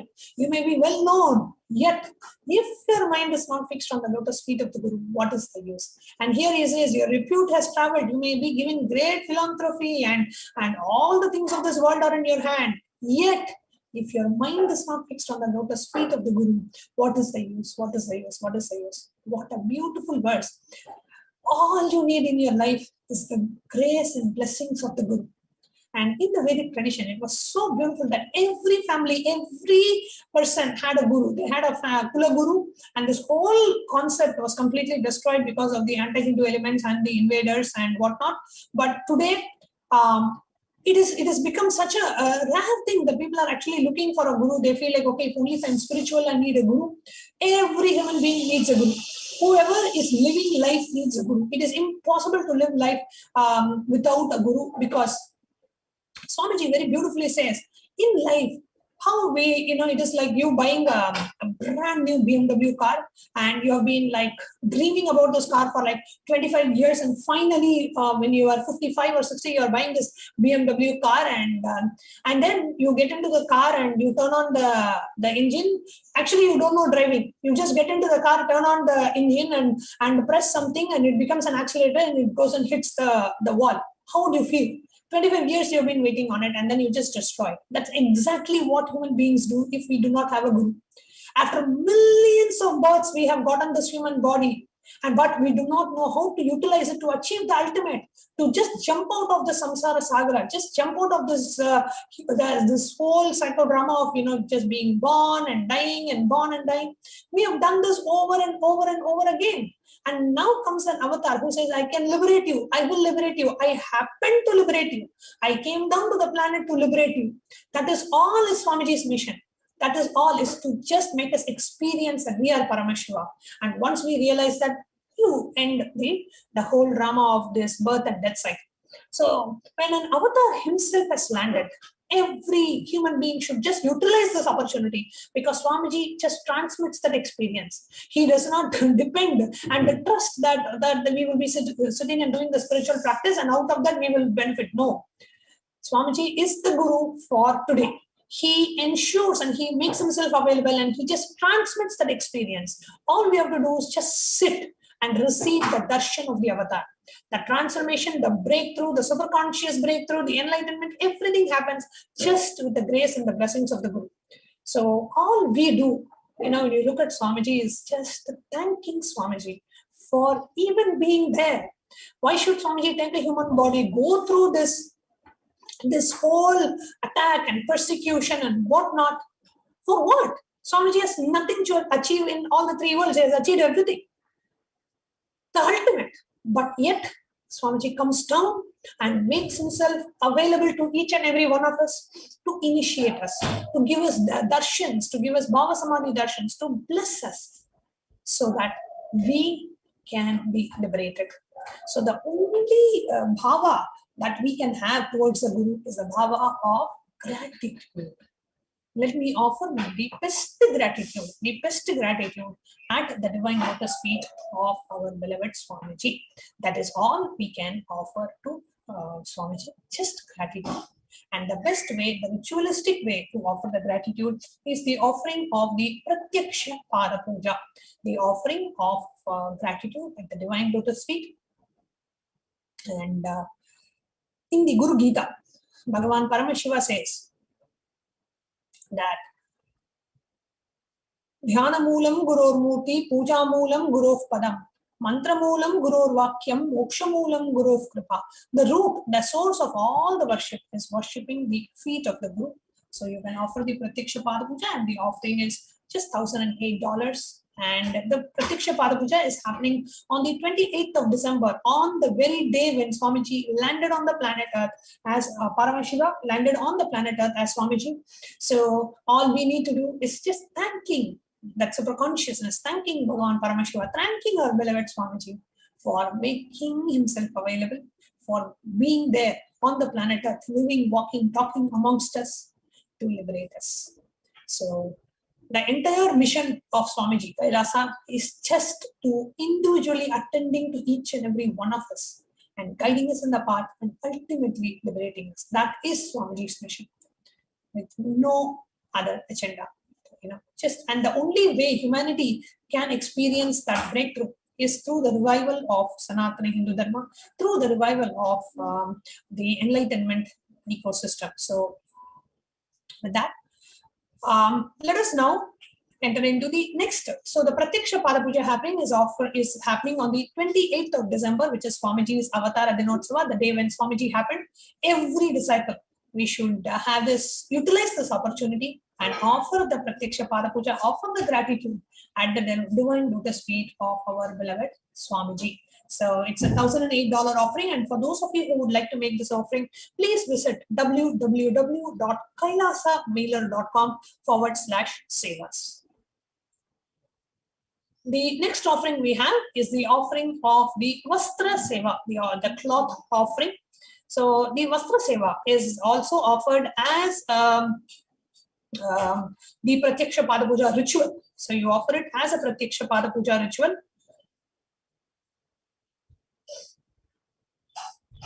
And when you make these Pratyaksha offering, the Vastra Seva, during the Pratyaksha Pada Puja, when the offering of the cloth offering comes, you offer the Vastram. So here you can see how you can join the channel of the Supreme Pontiff of Hinduism. The various ways you can join the channel. So right below the live stream video, you see a join button and you can click on join. We have various membership options: bronze, silver, gold, premium, platinum options, and you can choose which membership category you would like and become a member, a subscriber of this channel, and you will be able to chat in the live chat, and you will be able to post questions during Swamiji's live darshan. So do not miss becoming a subscriber of the channel and becoming a member of the channel. So here is the Vastra Seva. Devi is Guru, the one beyond the idea of male and female, offering the Vastram, the clothes, to the Guru during the Pratyaksha Pada Puja, bestows one with the sweetest path to enlightenment with complete completion.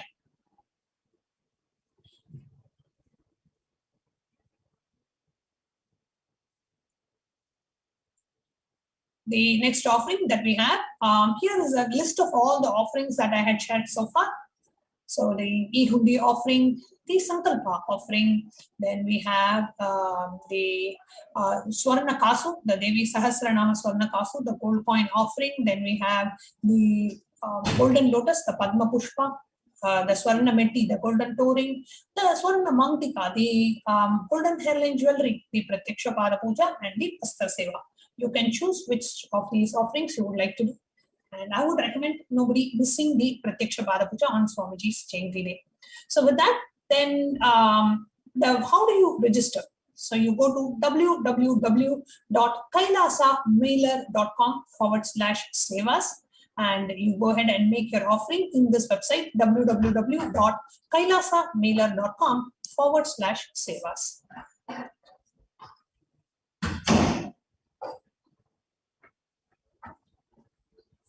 And we'll be showing you, if you go to the website,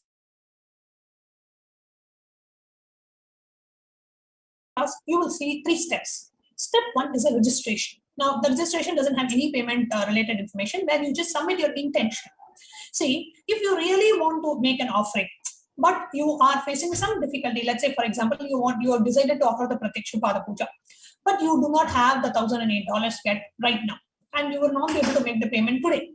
So then you can go ahead and register and put your intention, right? You take a conscious intention that, yes, I want to offer Pratyaksha Pada Puja and I will, with Swamiji's blessings, and I want to manifest that money to offer the puja. So you go ahead and fill that registration form, where one of the members of the team, the causing team, will reach out to you to help you manifest your reality, to cause your reality. So that will really help, because many times we do not see some possibilities that lie ahead of us, and when somebody else listens to us, they will be able to see that. So, and they will connect with you personally, individually, and guide you through the manifestation process. And the second step is where you actually go ahead and make the offering. So you click on that link. It says the step 2, make your offerings here. So you click on that, it opens a new web page where you will see Devi Parashakti Bhava Samadhi Darshan donations, and in the Sevas, next to the Sevas, you will see a drop down. So you choose which of these options you want and which of the offerings that you would like to make. And right after that, you scroll down and then you click on Add to Cart. And let's say you're offering the Sankalpa chanting. Now that Sankalpa chanting, if you can offer it for multiple people, like let's say you can offer it for 4 or 5 of your family members as well. So in that case, you will increase the quantity. So there is a quantity symbol. So you increase that quantity and you add to cart. In the next step, you will actually see all the items in the cart. You can choose multiple Seva offerings. For example, I want to do Pratyaksha Pada Puja and Vastra Seva, and I want to offer a Swarna Meti, and I want to offer the Ihundi offering. So you can select all of that in one shot, and click on, like you go to add to cart and then you come back, you select the next offering, click on add to cart, again come back, select the next offering, click on add to cart. So you can keep adding it to the cart and keep selecting the offerings. And the final step, so after you have actually made the payment, the final step that you have is actually you will have to fill a payment sankalpa form, where you have to enter which of the offerings that you are making. Here you can see in the step 3. Okay, so here is the step 2. I'll demonstrate it with a screenshot as well. Yes, so here is the link that you will click in the step 2. It opens up as a Parashakti, Bhava, Samadhi, Darshan donations. And if you come down, you will see something called Sevas. Right next to the Sevas, you see a drop down. If you click on the drop down, it will show you the list of all the Sevas that we are having. Choose the Seva that you want. Choose the Seva that you want. Let's say you want to offer Pratyaksha Parapuja. So you go to the Seva, in the drop down you choose Pratyaksha Parapuja. As soon as you choose the offering, it immediately shows up in the as $1,008, it shows up. And if you want to increase the quantity, like if you want you and your spouse to offer separately, you can increase the quantity to 2. So you have a quantity button and then you click on that. It comes up here as add to cart. So if you scroll down here, you will see that, okay, you have chosen the Pratyaksha Parapuja offering. Now let us say you want to also on top of it add the Sankalpa chanting. So you click on the back button in the browser and you go back. And then in the list of Sevas, you choose Sankalpa. And let's say you want to offer Sankalpa for 5 people. You increase the quantity to 5 and click on add to cart. So it will add $5 for the Sankalpa and it will also add the Pratyaksha Parapuja. And then when you scroll down that page, you will click on, okay, once you have finalized the add to cart, and finally, then you will see the final symbol which says place order. So when you click on, next is the billing, right? So when you click on the next page, in the next page, you will see all the billing information. So you enter your credit card details, your address, your, all the details that you will do. Finally, come down. So here is add to cart. Here you check all the items that you want to add. It says Pratyaksha Parapuja, Vastra Seva. So if you want to remove anything, add anything, you can do that. Then you come down. You will click on proceed to checkout. Now, when you click on proceed to checkout, it goes to the next page where it will ask you for your billing details, any additional information that you want to add, your order, and then you enter your credit card details, and then you click on I have read and agreed to the terms and conditions in the website, and here you click on place order.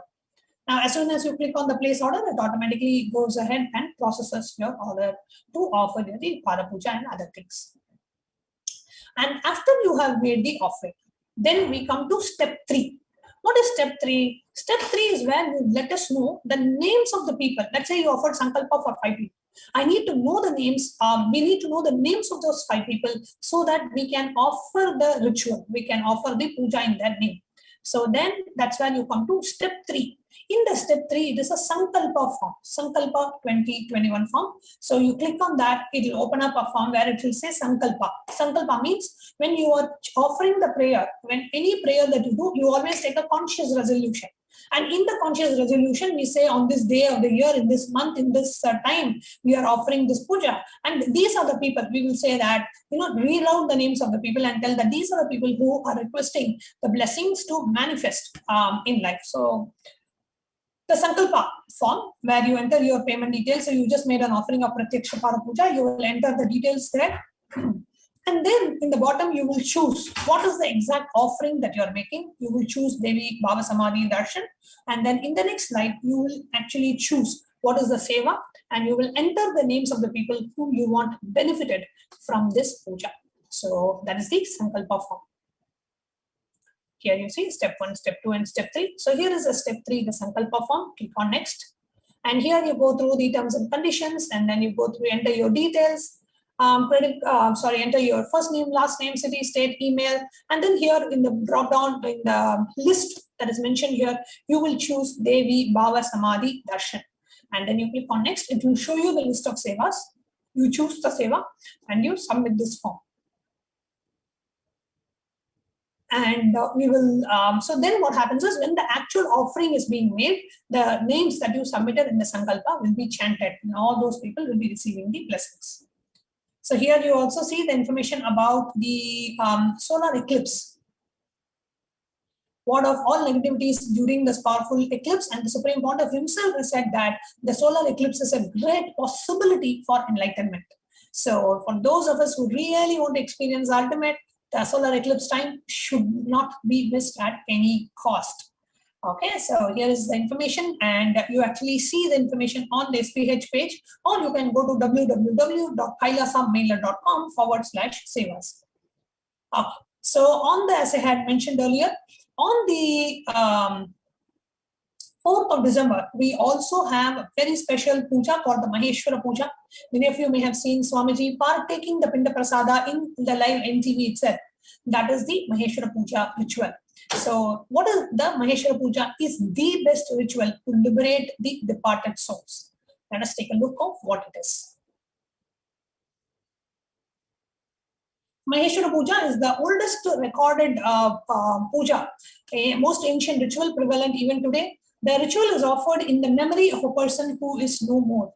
Maheshwara Puja is offered by the loved ones of the deceased to bring an intense completion in them. Devi Parashakti, in the recent Akashic reading, she said, the ancestors, the Pitrus, their traces, their incompletions are still very much inside of us. And we act like that, we behave like that, we cognize life like that, we see life like that, because we have inherited some of the patterns from our ancestors. So when you offer the Maheshwara Puja, the pattern gets completed in you and in the other person who has already passed on or died. So during the Maheshwara Puja, the incarnation completes with the departed souls.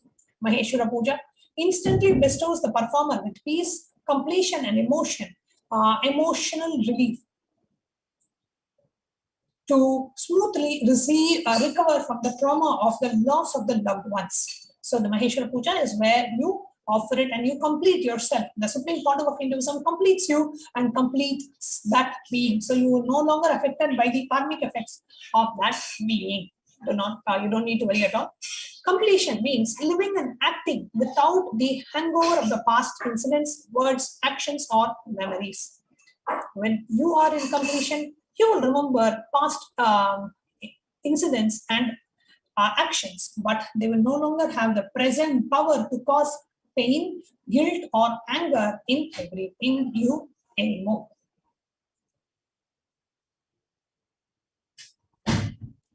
Now, during the Maheshwara Puja, your request for completion is offered in the form of a bhiksha, the food, to the avatar. Literally, Maheshwara Puja is like an online begging. So you go and tell people, and the people offer the Maheshwara Puja. It is a request for completion is offered in the form of a bhiksha or a food to the avatar. Only the avatar can trace the departed soul in the cosmos and bestow you with health and well-being. Now we can move on to the next segment. Here it talks about the various places where the Shraddha is typically offered, which is both Gaya, the Badrika Ashrama, and in the Kailasa Savanapita. In all these places, the ritual is happening, the Pinda Tarpana is happening.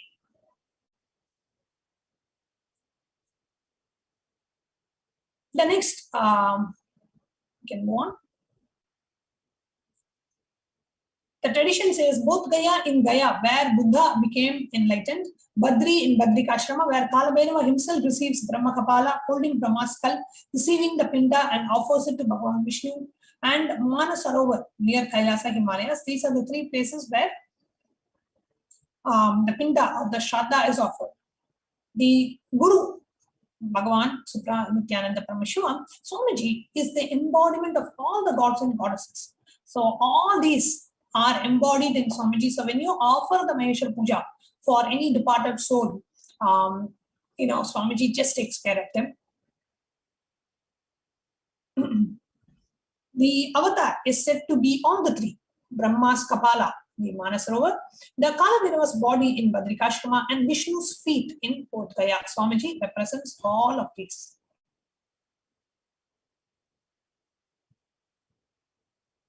So when you offer the Maheshwara Puja, you know that that being is taken care. You have done the best you can do to that being. Now, why perform last rites for ancestors? If it so happens that the departed soul has already taken the next birth, by offering Maheshwara Puja, You will be relieving them from their karmas, and suddenly the soul starts progressing in their journey, whatever he needs to progress. So the ritual is like completing the completions at both ends. It is a blessing of an incarnation when the incarnation himself sits and accepts the Maheshwara Puja. Now, why last rites are performed for ancestors? Let's understand the story. Now, river Ganga is considered as a river which is there in the higher lokas. It was there with the Kamandalu of Brahma, means this is the energy. This is the water energy of the existence. Ganga. She is not a river, she is a living presence. Just touching the water of Ganga can put you in ecstasy. Now, the Apta Pramana, the Bhagirath invokes Ganga Mata to come down to planet Earth for the purpose of liberation. Now, there was a king called Bhagirath. For some reason, his forefathers, Pitrus, had been cursed by some rishi, and they all died if they had been burnt consciously.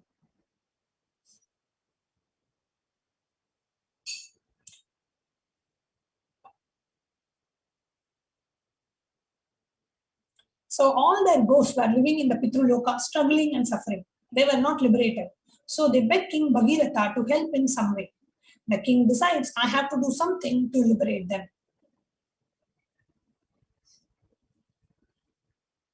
The Supreme Pontiff takes complete responsibility for all the natural calamities, disasters, which are eating up lives, human lives like anything. And the best thing that Supreme Pontiff does every 15 days, once in full moon, once in full moon day, is to acknowledge and offer Kailasa's condolences and also to all the people who died in these natural calamities. Swamiji offers the Maheshwara Puja. Now, in the Bhishma Parva, the 6th chapter, the 4th verse of Mahabharata, King Bhagirath started meditating, doing penance, doing tapasya towards Lord Brahma. Bhagavan Brahma appears and gives darshan, and he says, yes, I can send the river Ganga to planet Earth, no problem. But be very clear, can planet Earth hold Ganga's speed? First do something for that, arrange for that, then I will send it Ganga. So Bhagavan Brahma says, you have done the meditation so far, but who is going to handle her when she comes? Like who will be able to hold her ferociousness and her speed? So he says, okay, go find a solution. Right? So Bhagirath has already done so much of tapas just to hear this, but now the problem is not solved yet. The ancestors have not been liberated. So then again, King Bhagirath starts doing penance and doing the tapasya. After the tapasya, Bhagavan Paramashivam appears.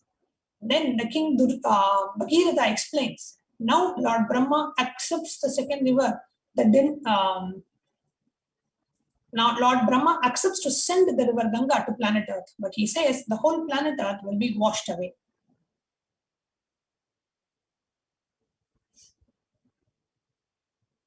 The planet Earth cannot withstand the speed of Ganga.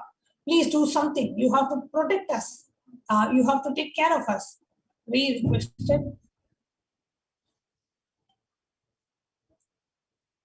So request King Bhagirath is now continuing his tapas. Paramashiva says, all right, I will take care, don't worry. Tell Bhagavan Brahma to send river Ganga, I will take care. Then again King Bhagirath meditates.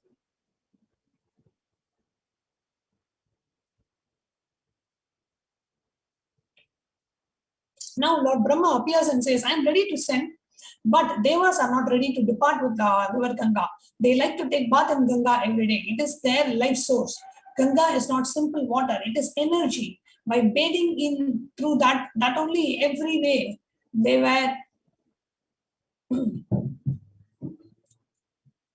by bathing in that only every day, they rejuvenate their body and mind. Then King Bhagirath says, all right, I will arrange all the facilities for Devas to stay in the planet Earth, just on the banks of Ganga. I will exercise cities. I will create cities where all gods and goddesses can live and have bath every day and have their regular routine. Then King Bhagirath comes and does tapasya towards Himachala, the hill, the Hima Parvata, the Himaraja. Appears and asks, what do you want? The king requests, I want you to host Mother Ganga and a place where I can create a city for all the devas. From you only Ganga can flow. Only you can be the base on which Ganga can flow towards planet Earth. Maharaja says, how can I host her? She is the her of my daughter. Then King Bhagirath does tapas towards Devi Parvati. Mother appears and says, what do you want? Then King says, I want Ganga to come to planet Earth. I want your father to be a host. So how can your father host Ganga? So King Bhagirath then goes to Devi.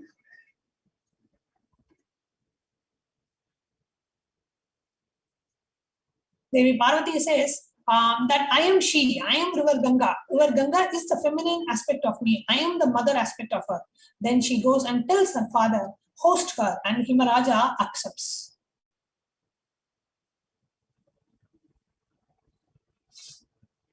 Then King Bhagirath starts building the whole city throughout the route in which Ganga is supposed to travel.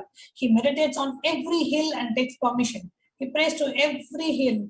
Every hill says, yes, I will give the way for Ganga. So all the whole route can be clear. Then he goes and prays to Kalabhairava, who's in charge of the city of Varanasi. Kalabhairava appears and says, what do you want?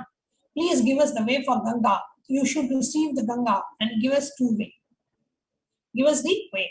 So here Bhagirath goes and requests everybody, saying, first he goes to Brahma, then he goes to Paramashiva, then he goes to Parashakti, then he goes to everybody, he goes to just get what he wants done. Kalabhairava says, surely I will give, don't worry. But this is such a holy city. Tell Ganga to take full pradakshina of this city and then do the pradakshina of this city and go. And Ganga accepts that. Suddenly Lord Brahma comes up with the next trouble. You meditated and propitiated all the devas except Vishnu. Only then I can send Ganga. Then King started meditating towards Lord Vishnu, and Bhagavan Vishnu appeared and said, what do you want?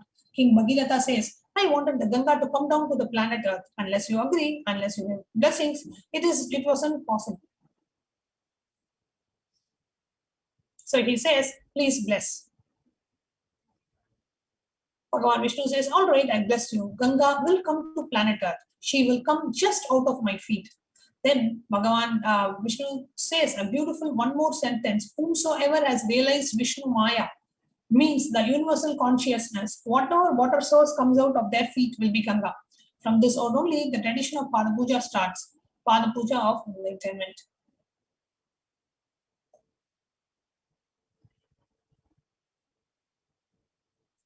Now King again meditates towards Lord Brahma. Bhagavan Brahma appears with all his glory and compassion, blesses Bhagiratha. Then he prays to Ganga, and then he does the tapasya towards Mata Ganga, meditates and invites Ganga Mata. Ganga, with all her compassion, not only compassion, the wild energy, she just comes out of Brahma's Kamandalu with all the power. She straight away starts moving towards planet Earth. The moment she came out of the Kamandalu and started moving towards planet Earth, all the 14 worlds were shaken. Because from Satyaloka, Ganga is coming down to Bhuloka. All the devatas, rishis, munis, simply they escaped from the planet Earth and ran away because they got frightened that pralaya is going to happen. Such a power. They simply ran away from the world, they escaped. Now Paramashiva beautifully appears and puts his head in between the Ganga. She straight away lands on Paramashiva's head into the matted lock. The next thing, she gets locked in the hair itself and she gets blocked.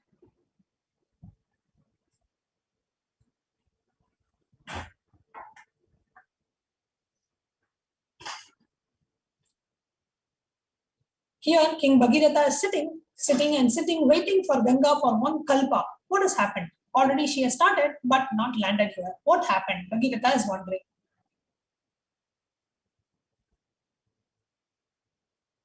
Again, he meditates towards Paramashiva. Paramashiva appears and says, yes, she's there in my head. Now what do you want me to do? Bhagirath says, please send her a little bit. Don't hold the whole thing. Then Shiva says, oh, is it so? All right. Then he just moves one hair. Just as he does, the one hair moves, and from that one hair gap, just Ganga comes out and lands on the Himalayas.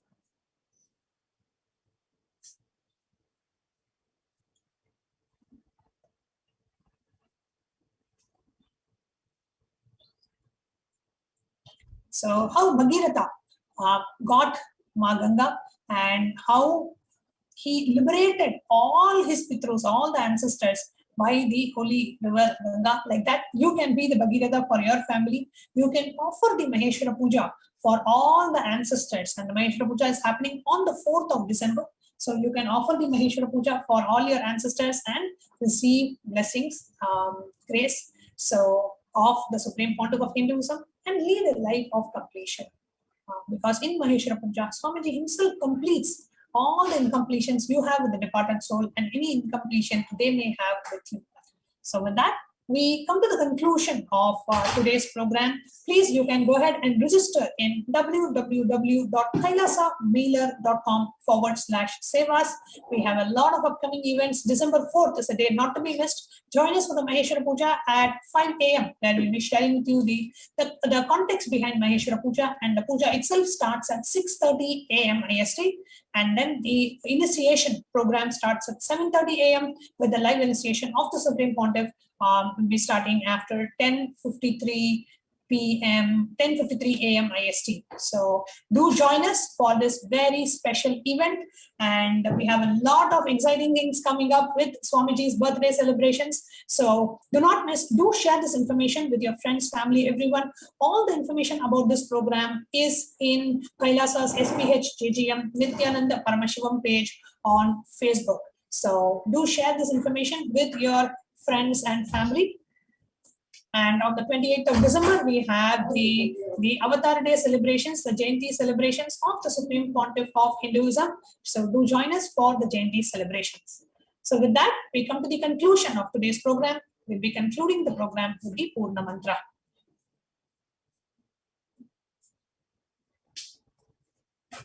Om Purnamada Purnamidam Purnat Purnamudachyate Purnasya Purnamadaya Purnamevavasishyate. Om Shanti Shanti Shanti. Hari Om Tat Sat. Sarvam Bhagavat Shri Nityananda Paramashiva Padukarpanamastu. Om Nityanandam. Just be alive for next 3 years. Don't die within next 3 years.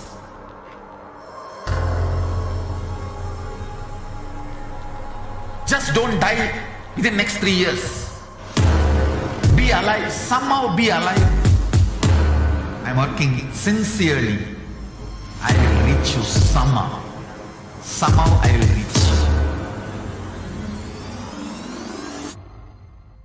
It's my commitment to humanity.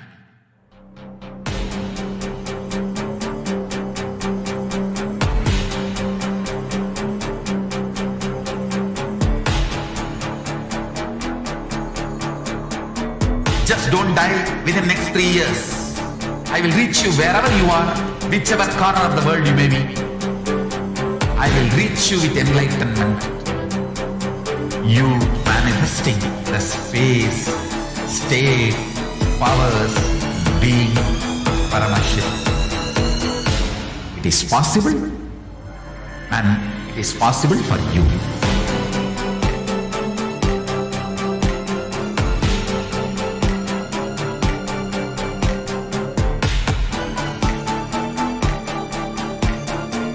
Paramashiva will reach you with enlightenment signs. I know he is going to do the job. Just be alive for next 3 years. Nothing else.